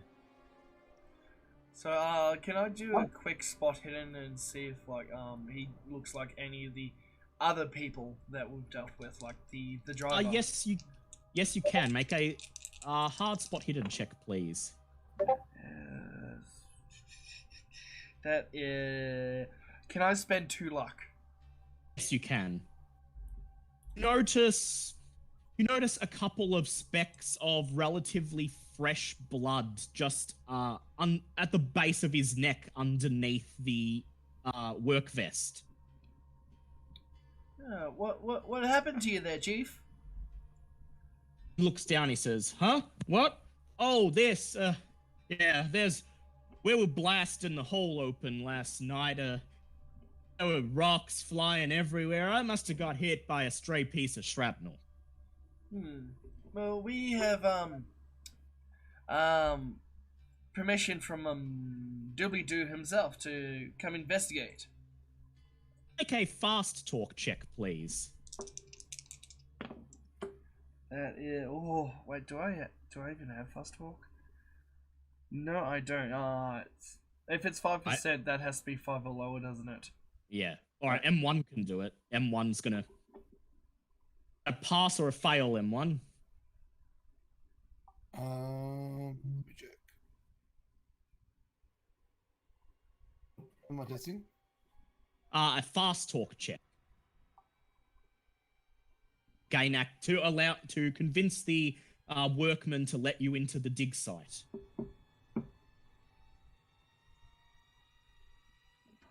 Fail by 4 points. Failed. Would you like to spend 4 luck or push it? Go for it. Let's push it. Right, roll again. Come on. Oh my god! Oh, all right, M1. What do you say to him? Well, my friends and I, we need to get into that dig site. We need to know what's going on. We represent a very prestigious community that cares about the environment, and we really need to know what's going on here. We're not goddamn Greenpeace. He smiles at you and he says, okay. I can take you to the foreman if you like. Even better. He opens the gate and then gestures for you to enter the site.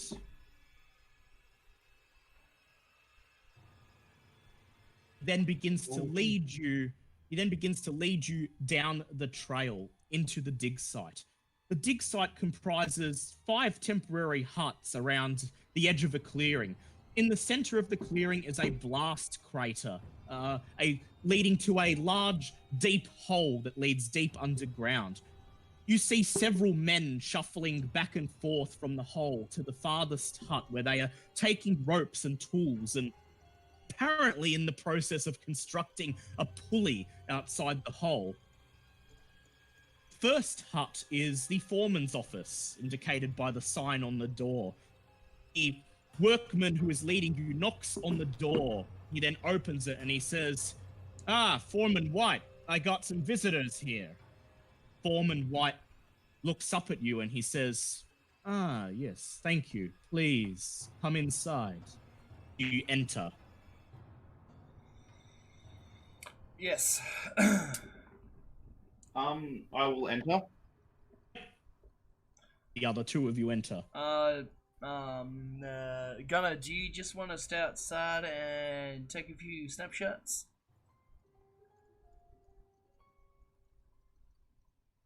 Stay outside M1 and take photos while they go inside? Whatever you want me to do. All right. We'll see. All right, so the 2 of you head inside. As you enter the cabin, the workman shuts the door behind you and stands in front of it. The woman looks up and he says, a monotone voice, and who do we have here today? My name's Selleck, Tom Selleck, and we were hired by your boss to investigate his daughter's disappearance and give us full access to this here dig site. He says, well, I do know of Mr. Strong, but I'm afraid that his daughter is not here. We are conducting some very important work here. Be sure to inform him that everything is going according to plan. Yeah, some strange metals, I believe. He says, yes, we were tasked with removing possible contaminants for the reservoir. We located a strange blue crystalline substance, and we were ordered to remove it. In fact, if you wish, I have some that has already been harvested, if you would like to see it.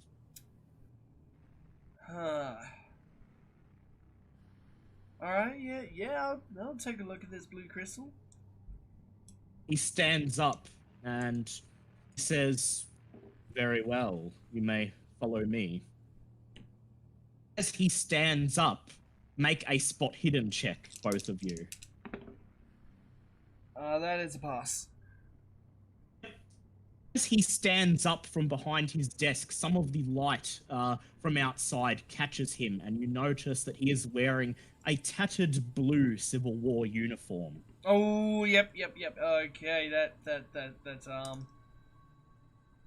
Meanwhile, outside, Gunnar S. Thompson, you have creeped closer to the blasting hole in the middle of the dig site. Notice the men at work constructing a pulley, and then you take a peek inside the hole, and at the very bottom, you can just make out something pale blue glistening in what little sunlight manages to penetrate the hole. Take out your camera. You take out your camera and begin to take photos. Immediately, one of the workers holds out a hand. He roughly pushes you, and then he says, "No photos." Well, I'm Greenpeace, and we need to take photos. really don't think Greenpeace were in the 1920s. I can fast From an talk. environment, yeah. Make a hard fast talk check, please, which means it has to be under half, and that's a fail. The man pushes you again, and he says, "You cannot take photographs. Come with me, if you please." I do not please. He reaches for a pickaxe beside the pulley. Oh no. Can I react? Yeah, make a dodge check, please. Or you can try to shoot him if you like. What would you like to do? Oh, great. Well, can I make a reaction to try and maim him? Yep, okay. Roll, what are you going to maim him with? Well, just pistol whip or something. 38. Yeah, all right. Make a firearms check, please. Oh wow. Ooh, I wouldn't do it, buddy. I would not do it. Sadly, he got a critical success. Your Oh, shot still shit. gets off, but not before he swings the pickaxe into your knee, shattering it. Ouch. God damn. Take 5 points of damage and fall to the ground. Your kneecap shattered, but you do get off a shot before you go down. Roll 1d10, please. Nice. Nice. 9 points of damage. Bang! You hit him center mass. He falls backwards a bit from the shot, but then steadies himself. Looks at you, face expressionless, and then he raises the axe above his head. Look around, and you see the other workmen stopping what they're doing, and they slowly begin to walk towards you. As he holds his pickaxe above his head, he says, "You have two." As he raises his pickaxe above his head, he says, can you hold on a sec? I just have to go to the toilet. I don't want to miss any of this. "All right, got to wrap up though. 'Cause Tom's got to head off."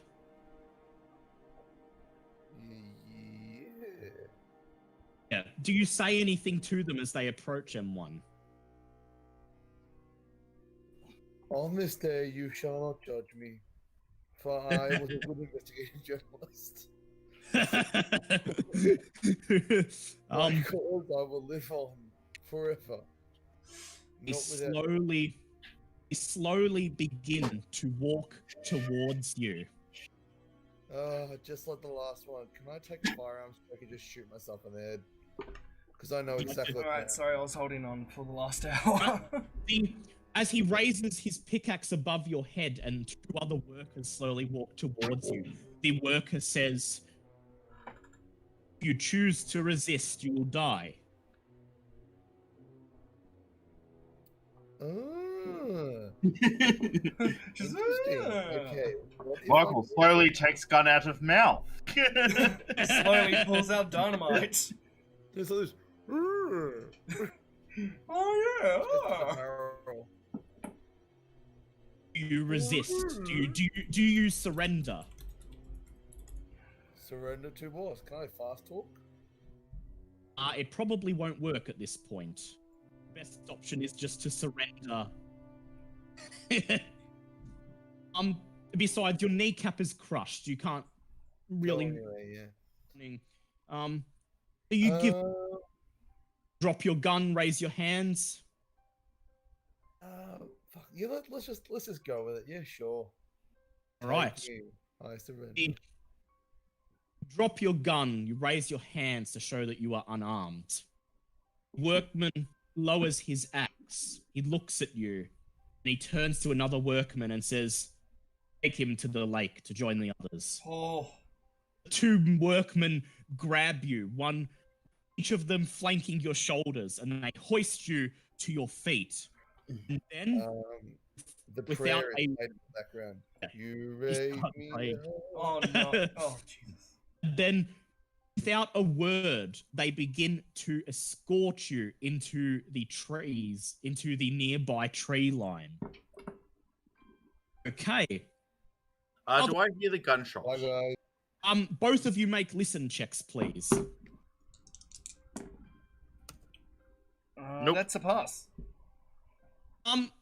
Liam, as you are being directed out of the foreman's cabin, you hear a gunshot from outside.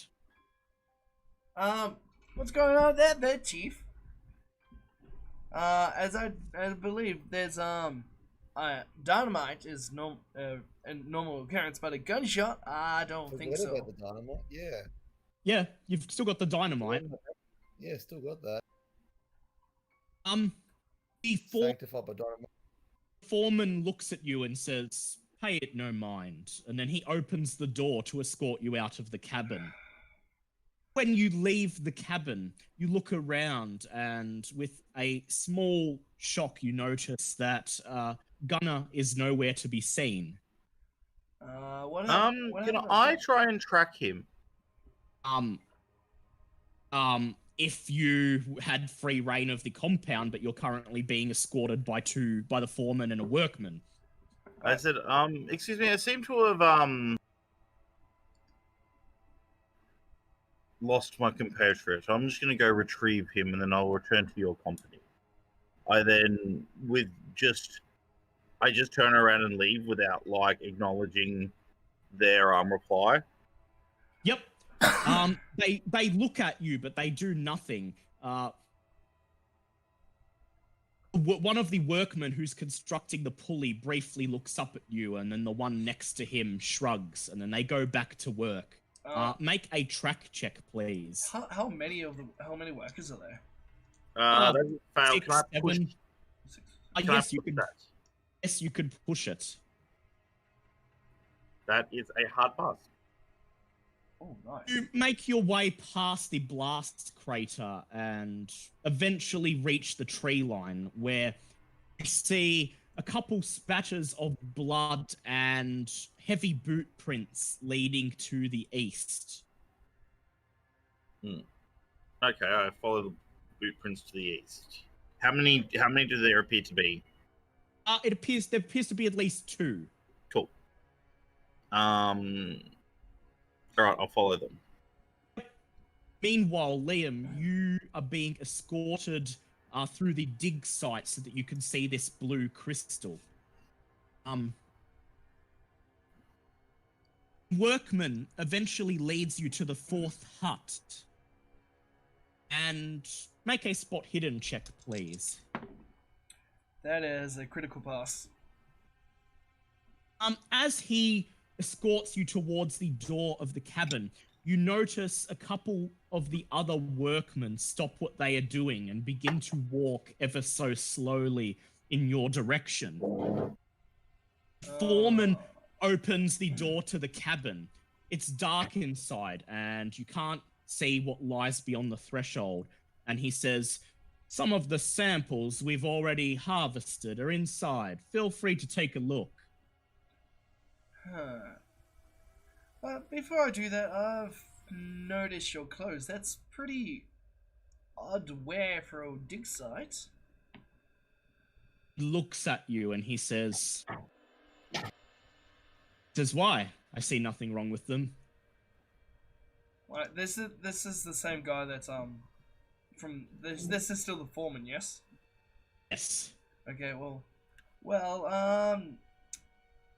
I do think that it's a general practice to wear high-vis clothes and not a Civil War uniform. Make a luck check, please. That is a pass. He looks at you, and then he looks at the workman flanking him, and look at each other. And the foreman reaches into his coat pocket, pulls out the rusty combat knife, while the other man silently reaches for a large wrench on his belt. The foreman says, "Go in the cabin, please."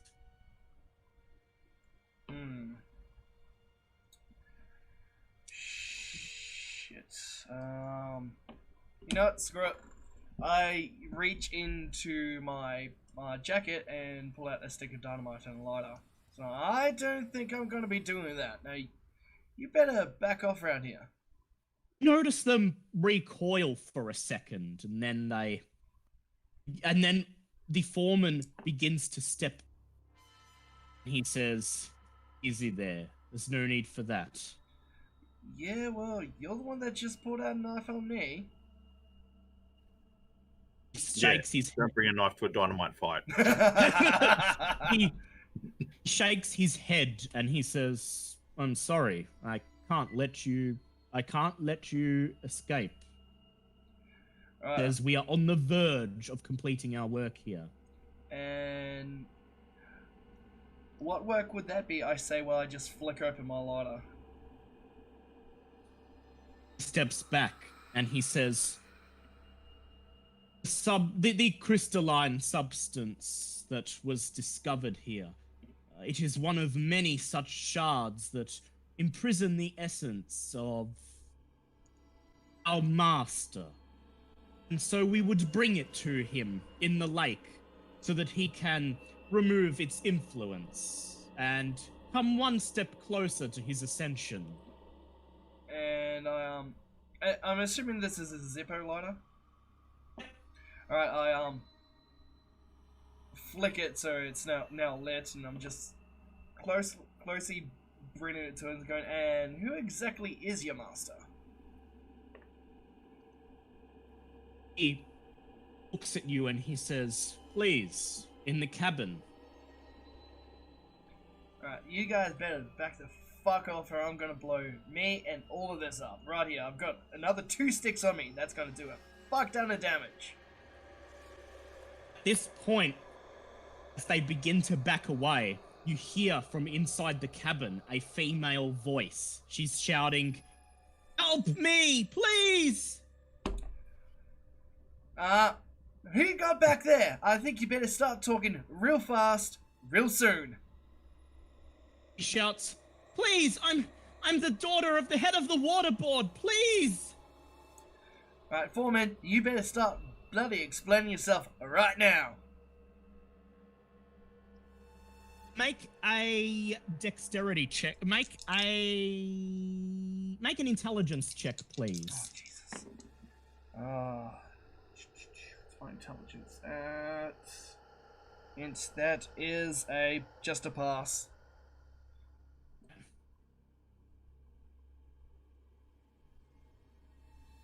And that's a hard pass from Holy the... crap, M2's in the chat. Hi, M2. That is a hard pass from the workman who is slowly creeping around the back of the cabin. As you raise the stick of dynamite and prepare to bark another demand, you hear shuffling just behind you, and then back Something hard smashes into the side of your head. Shit. Take 2 points of damage. Make a hard constitution check, please. Alright, just let me do this. Constitution is okay. And stop spinning. That is a 22 in constitution. Yep, that's a hard pass. Right. Don't fall unconscious, but you're dazed, and taking advantage of this, 2 of the workers grab you and push you into the cabin. Door shuts behind you, and you hear the sound of it being latched. Meanwhile, we cross to Ernest and Dan Cooper. Gunner, you are being flanked by 2 workers as they take you down the older trail through the woods. Eventually, they bring you to the edge of the black and stagnant lake you have seen in your dreams. Here, 5 people have been strapped to poles about 5 meters from the shore of the lake. Each of them has a large spike emanating from their chest. And Ernest, you are following along, yes. So have You're I following them. Alright. Catch up to them and follow them to the lake edge, and I you don't see want them. to follow them to the lake edge. Oh, well, you As soon catch as up. Yep. I was going to say you finally catch up with them just as they are dragging Gunner towards the lake edge where these 5 people are impaled on poles. Sure. And is it just the 2 of them there? He's flanked on either side. Sure. Now, what are the rules for taking multiple shots? We can take up to 2 shots in a round with this. So it means you do both shots with disadvantage. All right, I'll do that. I'll try and put a bullet in each of them before they can react. So, the first one. That is a Pass. hard pass. All right, roll your damage and double it, please. Nope.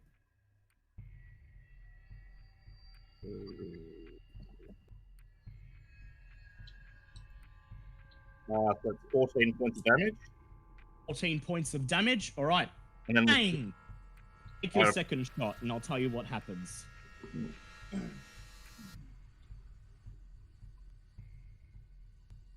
All right, it's just a normal hit. Yep. All right, roll your damage, please. I'll get going. Oh. Sorry, guys. Oh, shit. We'll see what happens.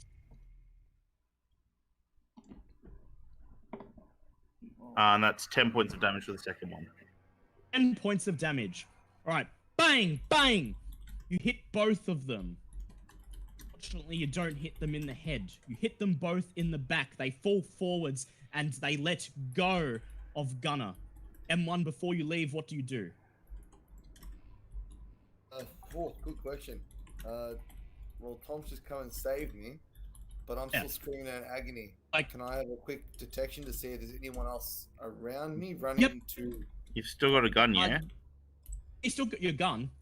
Oh, and dynamite? Wait, no, he dropped it on the floor back at the campsite. Okay. And I will say, guys, that there's only 10 minutes. There's only 10 minutes, like literally 10 minutes left to go in the scenario. So. All right. I could probably use a dynamite and just sink this bastard. Let's just get this shit over and done with. Yeah, there is a dynamite. You have your dynamite. Would you like to light it and? What do you reckon, guys? It's up to you. I'm safe enough distance away that if you fuck it up, you're probably only going to kill yourself. That's fine. I'm just going to do that. Throw some dynamite into where those 5 people are. Yep. Yeah, and wherever the big sacrificial circle is, just dynamite. All right. Make a strength check, please.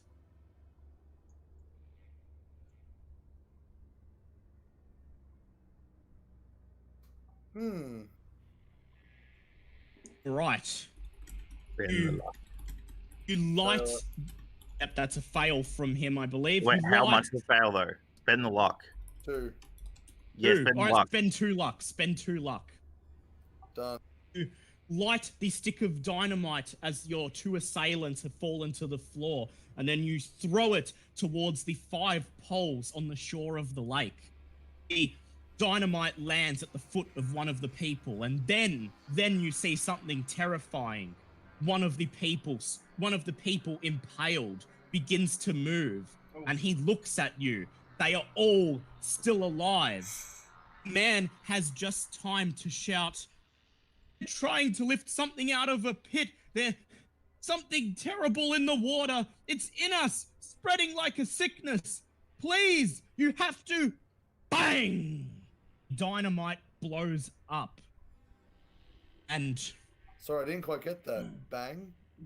bang! The stick of dynamite explodes, dislodging all 5 of the pipes and sending the people strapped onto them scattering in all directions. A couple of them, when they hit the ground, twitch and try to crawl away, but then they cease to move. Both of you make send checks, please. That is a pass. That's a pass. 2 workmen slowly climb to their feet, and then Dan Cooper, make a dodge check, please.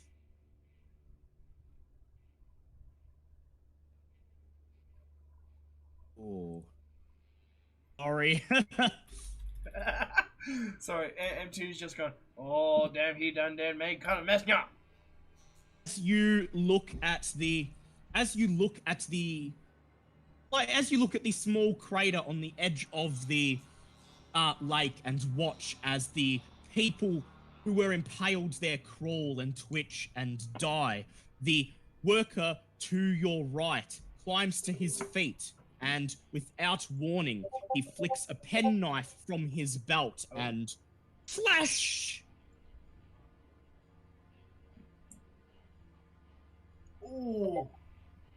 Cuts tip of your throat. Are you still alive? Ooh. 2 points left. How many points? 2 HP. 2 HP. Then, beside you, you notice the other man climb to his feet. Dodge check again, please. Oh, dodge check again.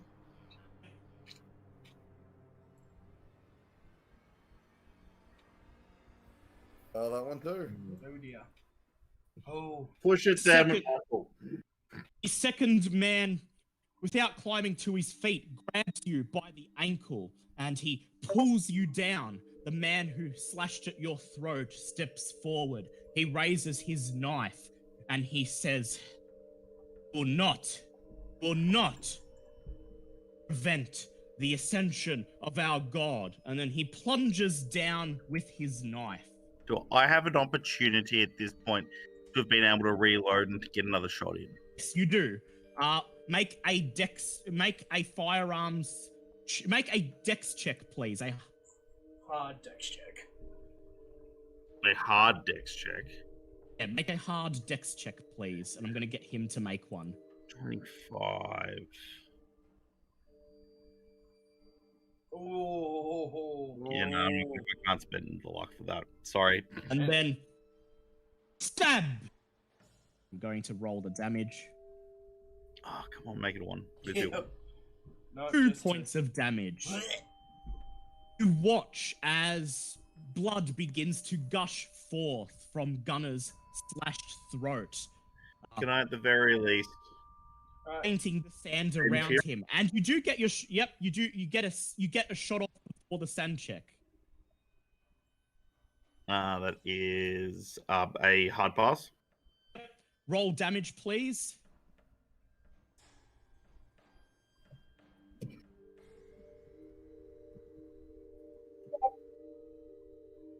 No, that is 18 points of damage. Oh. Dang.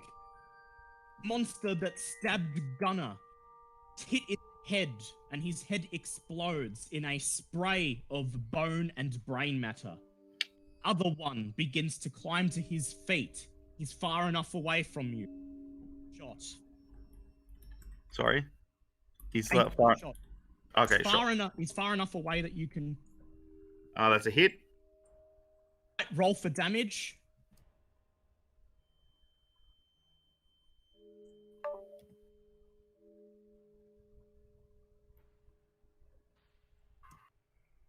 Uh, 15 points of damage.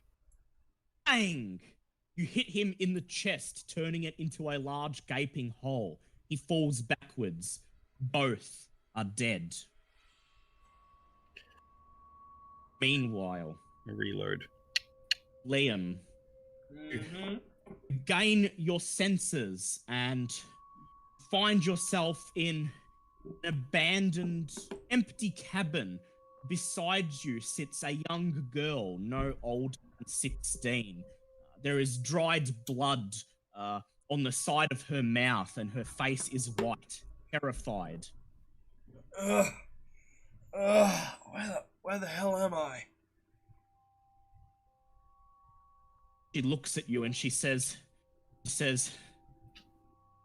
oh, now we're doomed, because the artists that they captured, they had them here, and then they took them to the lake and said they were going to turn them into servants of their god so that they could bring the crystal to him in the lake, and he begins to hyperventilate beside you.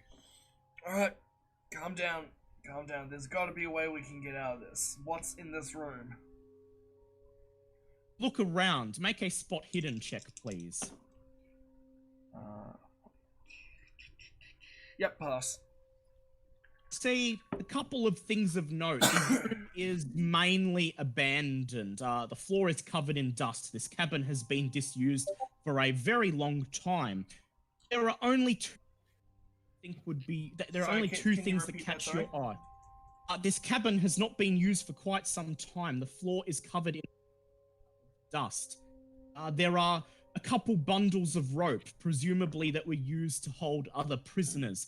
Leaning up against the back wall is an old Civil War era rifle. It has been badly maintained, but there is still ammunition in it, and it may be able to get off a shot.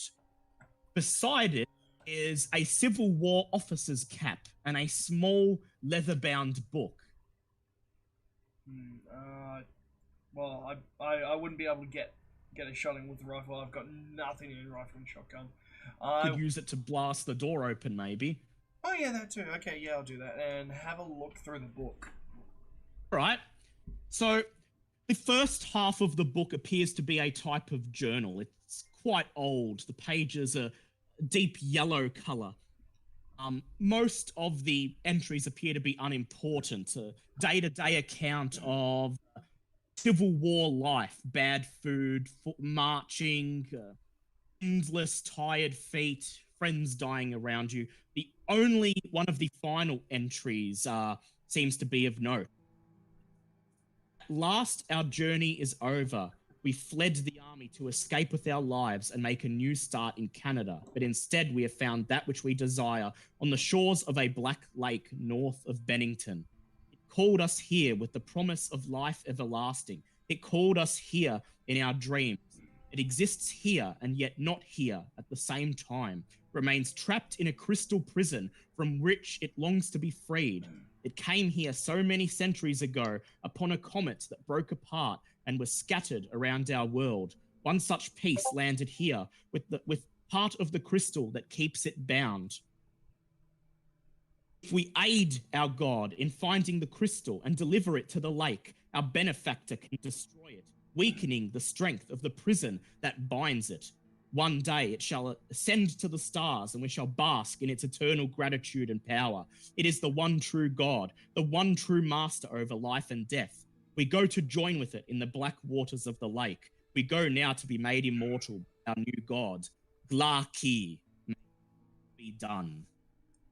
And the rest of the diary, the rest of the book consists of about 100 pages made up of scrawled notes of visions and dreams sent from Glucky to the writer.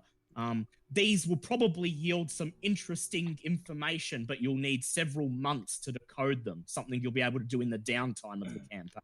Well, if I survive. If you survive. Alright, so yeah, pocket the So notebook. you have... The main thing you've learned from the diary is that the crystal that they are attempting to dig up and bring to the lake, if you can stop that from happening, you survive and escape with your life intact. So, you can't cut out there, so pretty much stop them from digging up the crystal. Stop them from bringing the crystal to the lake. Oh, And the crystal serves as a shard of Glucky's prison. When all the crystal shards that exist around the world are destroyed, Glucky will be freed. This is but one of them.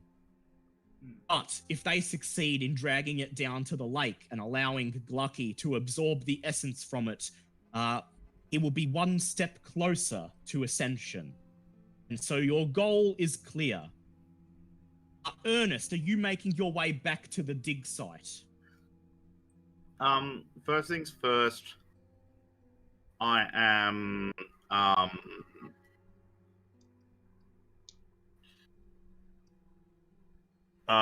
going to the remains of my departed compatriot, and I'm going to retrieve his camera, his gun, and his photos, and any notes he might have on him. He doesn't have his gun on him, but his camera miraculously is intact. You take it, and photos need to be developed, but assuming he did a good enough job at taking photographs, they will yield something of use. It's what he would have wanted. It's what he would have for the wanted. greater good.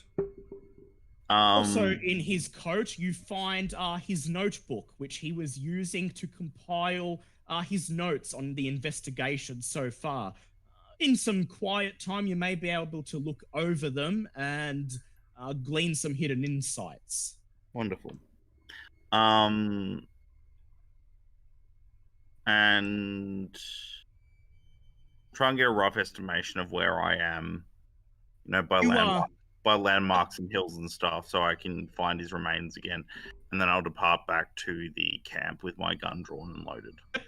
Make an intelligence check, please. Pass. Hard Yes, pass. you manage to memorize a couple of landmarks near this edge of the lake, and you'll be able to find your way back. Okay, Liam, you are trapped in the cabin. You, as far as you're aware, Ernest managed to slip away, and it's possible he'll be able to come back and rescue you. Or you could attempt to free yourself. Well, how big is the cabin?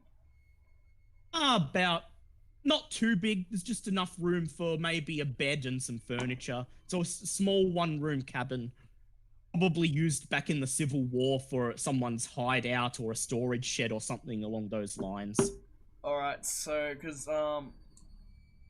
would there be enough room to, like, stick some dynamite in the door, light it, and run to the other side of the cabin without getting damaged?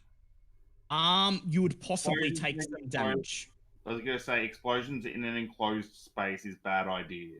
Well, Yeah, it could potentially be quite dangerous if you do that. Yep, as I said, just an idea.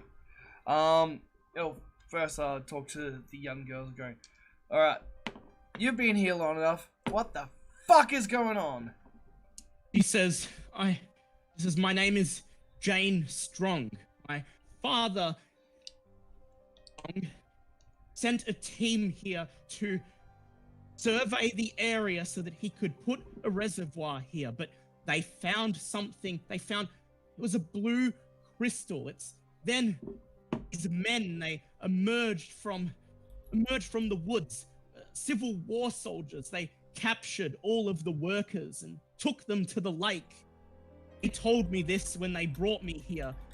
I was captured by Sidney Harris and his gang, but 2 nights ago, those things attacked the hideout, and They brought me here. They said that tonight I would be taken to the lake and become one with their god, and that we would ascend together.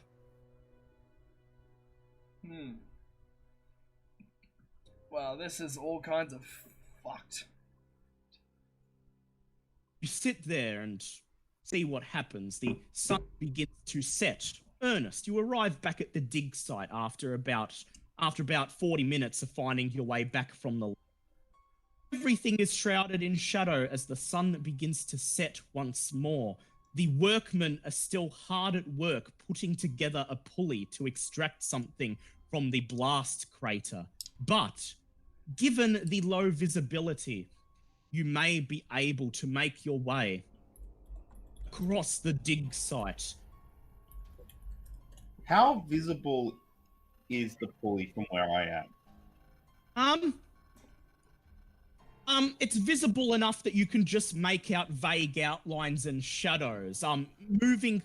How hard a shot would it be to hit the pulley? Quite difficult, but not impossible. I'd like to try it.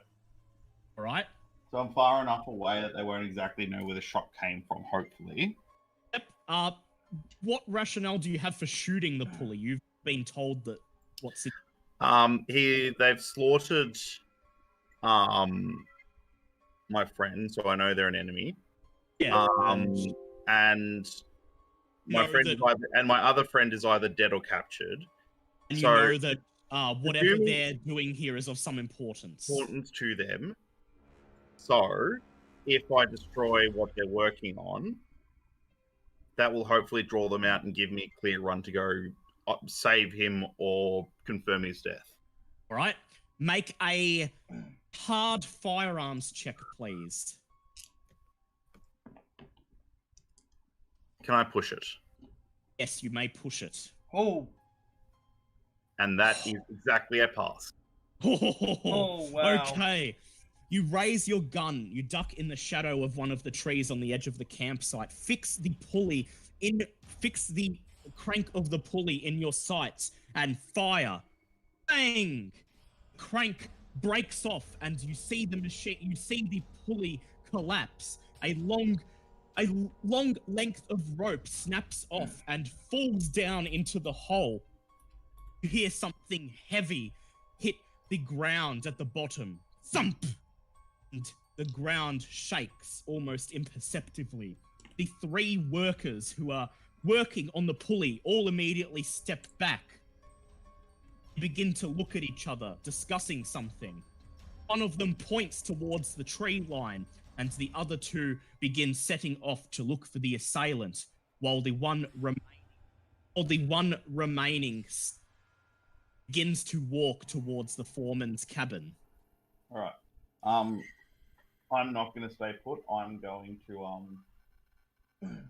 change my position in the tree line, so I'm basically flanking the city, sort of towards where we came in, but not exactly like a bit before we get there, and then I'm going to try and sneak my way back into the town while everyone's there. Right. Make a stealth check, please. Luckily, I took that. Oh. That is a hard one. Nice. It's good. You wait until they fan out into the tree line, and then you quickly but carefully make your way across the dig site. Which cabin are you heading towards? The one that they escorted you to? Starting from where they were. So starting from the foreman's cabin, working my way to the direction they were escorting us. Right. You press up against the wall of the foreman's cabin, chance a glance through the window, and you see one workman discussing something with the foreman. You then creep forwards. The next two cabins appear to be, respectively, a living quarters and a kitchen. Both of them look as if they've been unused. I would like to set a stick of dynamite at the foreman's cabin. Right, can do. And something, put like a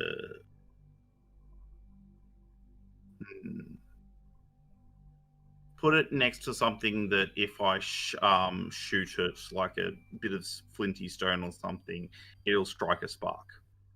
All right. This would require some luck to pull off without a hitch, but just the same, attempt a survival check, please. It's a fail. All right. Well, you'll have to rely on your luck here. You do the best you think you can. You place a stick of dynamite nearby the door, and you put a large rock next to it. In theory, if you're able to hit the rock, a spark might light the stick of dynamite, but it's going to require a bit of luck. A lot of luck. Look, it's not a great plan, but it's if it's required, it's there.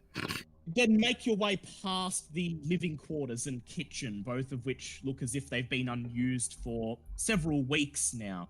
And finally, the fourth cabin, simply marked storage. You can hear movement inside. You can hear the voices of Tom Selleck and a young girl as they talk about something. You can't quite make the words out, but this is enough to tell you that they are in there. Door is latched, and a large iron padlock has been attached. All right. I pull a sheet of, like, a bit of parchment out of my my knapsack, and I jot down on it and said, it's Ernest. Step back from the door, and I just slide it underneath the jam. Yep.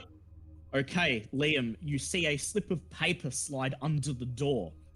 You pick it up, and it reads, "It's Ernest. Step away from the door. I'm going to get you out." All right, little Missy, come on, to the back of the cabin we go. Grab the girl, and as she breathes heavily, you push her to the back wall, and then you both press yourselves against it. Ernest, what do you do?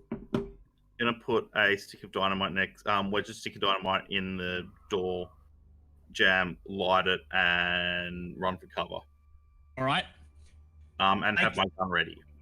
Make a dex check, please. 80. Can I push that? Yes, you can. 87. Ooh. Can I spend? You can spend luck if you wish. I will spend luck. Right. You throw yourself down off the porch and run to the nearby kitchen. You wedge yourself against the wall behind it. Boom! The dynamite goes off. Liam, luck check, please. Come on. That is a 16, so yes. Yes. Luckily, you are far enough away from the door that the blast does not cause any damage, and the debris that is blasted away misses you and the girl. The girl can't help herself. She screams loudly. I immediately cover her mouth. I said, I think we're past that point now.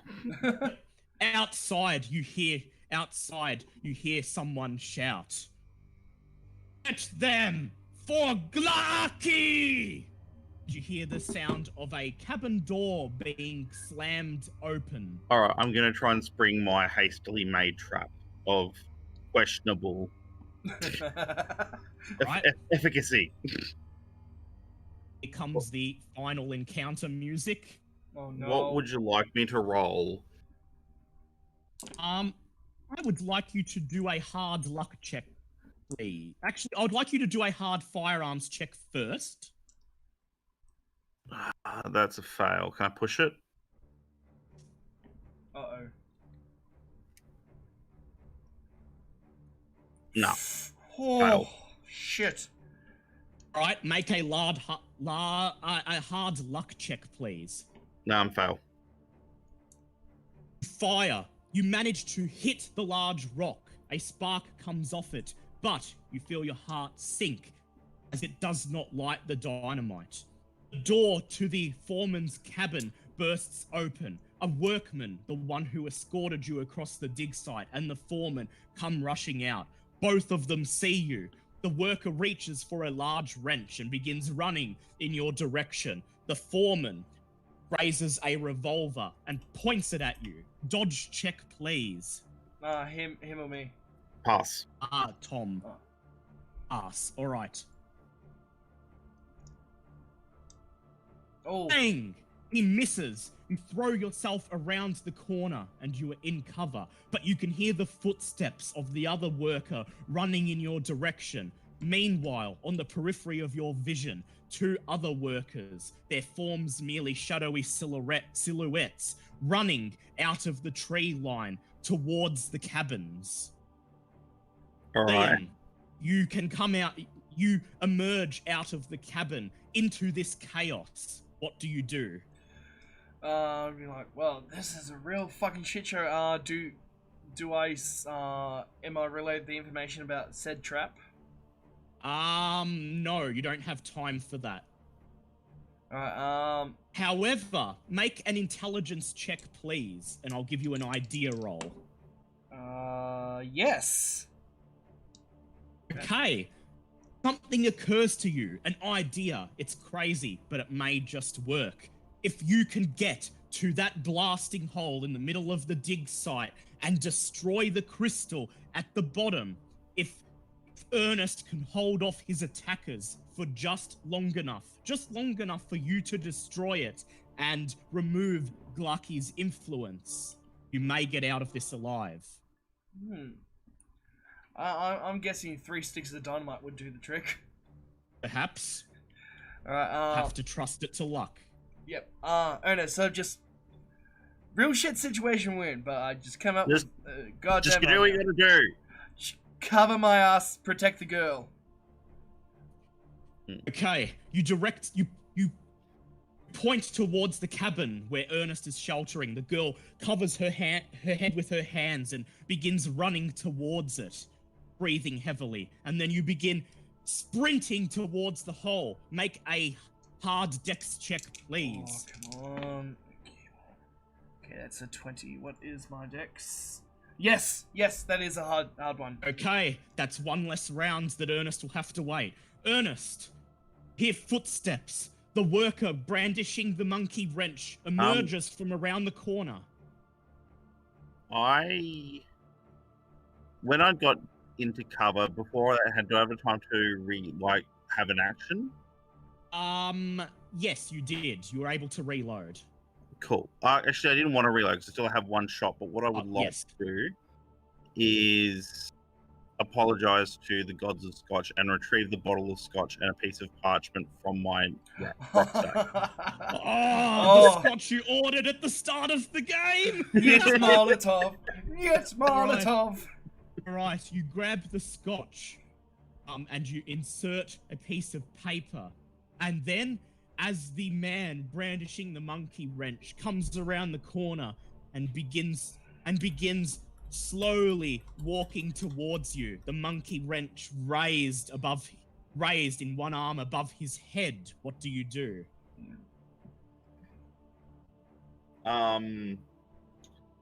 He's close range, yeah? Yes, he is. Alright, I'm just going to try and put a bullet straight in his head. Right, firearms check, please. That is a pass. Woo! Apparently you don't get them. Come on, fail. I was going to chance to duck for cover, but he fails. At the last moment, he notices you're about to fire, and he springs his legs over. Bang! You fire. Roll for damage as you hit him.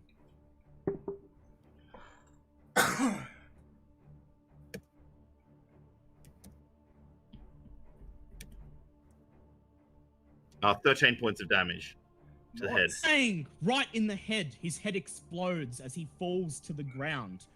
Liam, make a dodge check, please. Come on. Oh, that's a 7. Fuck yes. Bang! You hear the foreman fire his revolver, but you keep sprinting. You're getting ever closer to the hole. Make another dex check. Come on. That is a... what? Does it have to be hard? Or just normal? Just normal. Okay, that is smack on my dex. Alright. You arrive at the edge of the blast crater. but you'll have to wait until next round to do anything. Ernest, you hear footsteps, running footsteps as a worker runs across the dig site towards where you are currently hiding. In So his hand, he holds a pickaxe. I'm going to light the impromptu Molotov, and then I'm going to lob it at where I have the dynamite. Flick open the lighter, light the Molotov, and make a throw check. Can I push that? Yes, you can. Oh, come on, come on, come on. Pass. Oh, fuck yeah. Us. Lean around the corner of the cabin and throw the Molotov. Hear a shatter of glass and a crackle of flames. Then you see the foreman as he points his gun at you, ready to take an opportunistic shot. Then, boom! The dynamite blows up. You hear the foreman scream and the thud of his body hitting the dirt. The man with the pickaxe continues slowly walking towards you. Liam, you are at the edge of the hole. Yeah, I'd like to light all 3 of my sticks of dynamite and just drop them down the hole. Light all 3 sticks. 1, you light it. 2, you light it. 3, you light it. Make a throw check, please. That is a 15. 15. You throw all 3 of them into the hole, and then you watch as they land on top of the blue crystal. Make a dex check, please. Normal dex check. Normal, please. Okay, that is a hard pass. Hard pass. You run away from the hole. You run away from the hole and then hit the dirt, throwing yourself head first to the ground to avoid the boom behind you. Yeah. Ernest, you watch as the man raises his pickaxe, about to strike down at you, when you hear a terrible explosion. The fire lights up the sky. The ground shakes, and then you see a great blue light spill forth from the hole like a beam light into the sky, lighting the clouds with a pale blue light. There is a terrible, terrible roar, something otherworldly, something you've never heard before. Then in the distance, on the edge of the lake, the both of you see something large as it begins to rise from the lake. I'm just going to go ahead and roll sanity. I will do it in a sec. A large... Pass. Yep, Liam sanity check, please. Yep. That's a pass.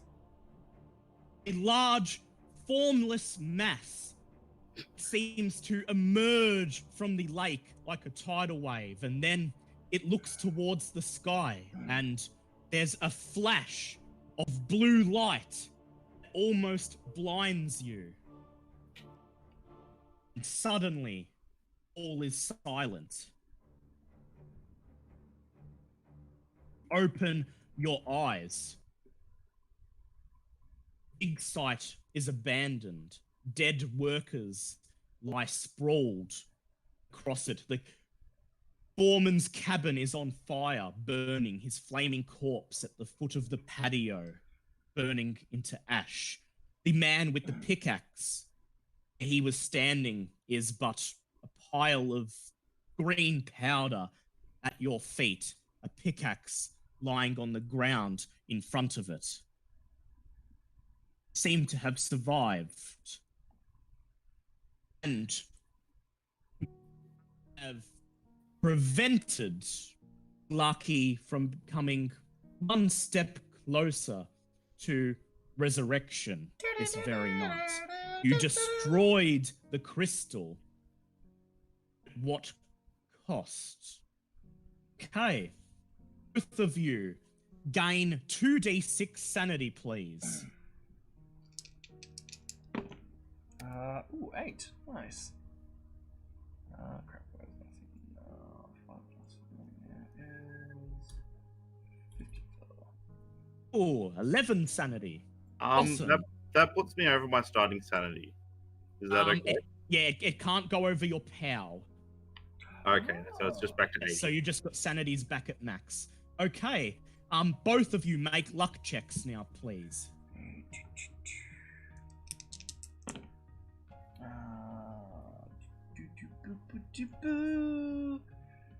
That is a 56 on. Oh, that is a failure for me. Right, Tom, you gain 1d10 luck, please. Yeah, that was a fail on my one as well. Both of you gain 1d10 luck. Yep. 10. Try that again. One ball of healing. The fact that it actually rolls a d19. Okay, so 5 luck and 4 luck respectively. 6. Okay. Nice. Each of you gains 15 points to disperse among your skills. Each of you gains 10 Cthulhu Mythos points. Ooh, 10. Nice. Yes. And in addition, Liam, you have the scrawled down notes of visions from Glucky that you may attempt to decipher during the downtime. And Tom, you later get Gunner's photos developed, and you find that the vast majority of them are in pristine quality, well framed, and showing their subjects clearly. And these disturbing images, along with his investigation notes, may provide further insight as to what you survived. If you would devote the time to decipher to studying them. Ernest has discovered the next big game he must hunt. Yes. All right. He knows, yes, the thing out in the lake. Yeah, so you bring the girl back to town in the early hours of the morning. You are hailed by the Bennington police as a hero, and Strong personally pays you both $5,000 each for bringing his daughter back. Oh, I can't accept the cash. Can't accept the cash, but Liam, you may add 1d20 to your credit rating. Oh, hold on. 1d20. Yep. Roll 1d20. That's 11. So we'll just add 11 points to it. The newspapers over the following couple of days run articles labeling you both as heroes who brought an outlaw gang to justice and rescued a kidnapped girl. Of course, they don't know the full story. And on sad note, newspaper, couple mornings after the whole affair, you notice on page 3 the story of a young boy discovered in the woods, his father murdered with a high caliber firearm, and the boy himself impaled through the chest with a large silver implement. Oh no.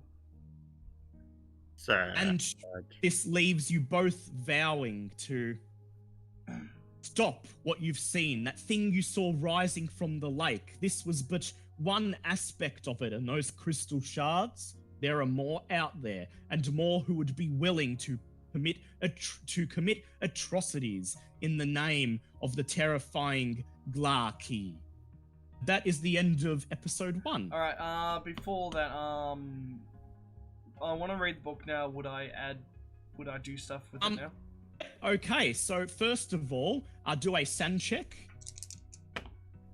That's a pass. Right. You lose 1d6 san for passing. Oh Jesus! What would have been for fail? 2d10. Oof. Okay. I'm glad it was just 4 These are then. raw. These are raw, fresh accounts of Glarky's visions and dreams, as experienced by his servants. Alright, so I'm glad with that. You gain 5 Cthulhu Mythos points, and you learn 2 spells: Dominate and Cloud Memory. Alright, I'll talk to you off stream about that stuff. And Tom, would you like to decipher the investigation notes and photographs? Yes, I would. Okay, sand check, please.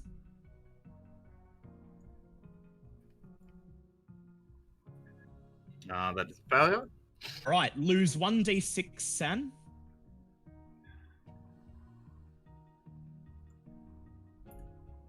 Or disappear from existence, either or. Sorry, I missed that part. You said sand. 1d6 san, please. 3. 3. And you gain 5 Cthulhu Mythos skill points, which means you should both be at 15. Yes. That's actually pretty good, considering this is the first episode. Yes. Well, as I alluded to in Facebook chat earlier, these 3 scenarios actually have a shitload of Mythos tomes in them. Oh, damn. Yeah. You've got the spells Dominate and Cloud Memory, which I'll explain to you at some point. And Tom, you don't have any spells, but you are gaining an understanding of what you went up against. Oh, holy crap. Yeah. So did you enjoy that? I did. Very much That so. was a lot. That was fun. Yes. Always fun. Yeah. That was like, holy crap. Next week's episode is entitled Devil's Swamp. Down on the bayou. Yep, down on the bayou indeed. Oh, that was awesome. And- Alright, I will And the finish this up, then I'll come back and talk to you about those spells. Great. Alright, and until Yep, then, would you like I'm to say gonna- goodbye to the chat? And I'm going Goodbye, to tag chat. out. I'm going to tag Tom. out. I've got to go to work Have a, tomorrow. have a good night, Tom. I'll talk to you later in the week. Alright, See you. I'll be See you, back. buddy. Yeah. See you, Tom. Alright, guys, there you go. I actually thought I was going to die that one, but Tom Selleck is now from Tom Selleck PI to Tom Selleck Magic PI. So that was a lot of fun, and all 15 Mythos points in episode 1. Holy crap, that is awesome. And yeah, now I've got $5,000 and increased credit rating, more points to spend. Fuck yeah, this was a lot of fun. Tune back next Friday for episode 2 of the final revelation of Glaki. But hopefully I should be back tomorrow for a regular stream. Who knows? I still have to decide what I want to play, but until then, if you like what you see, please hit the sub, follow, like, hit there, everything. Come join me on the Discord if you want to stay up to date of when I'm streaming. And if you know any friends who love this type of thing, who just want to tune out and just listen to an amazing story, our DM is a fantastic storyteller, please refer them to this. And ahoy Intoxic Gamer, and fuck you at the same time. But yeah, refer your friends if they love this type of stuff. It is awesome. God bless you all. This is great. And now I'm just rambling, so I'm going to end. I will see you guys sooner rather than later.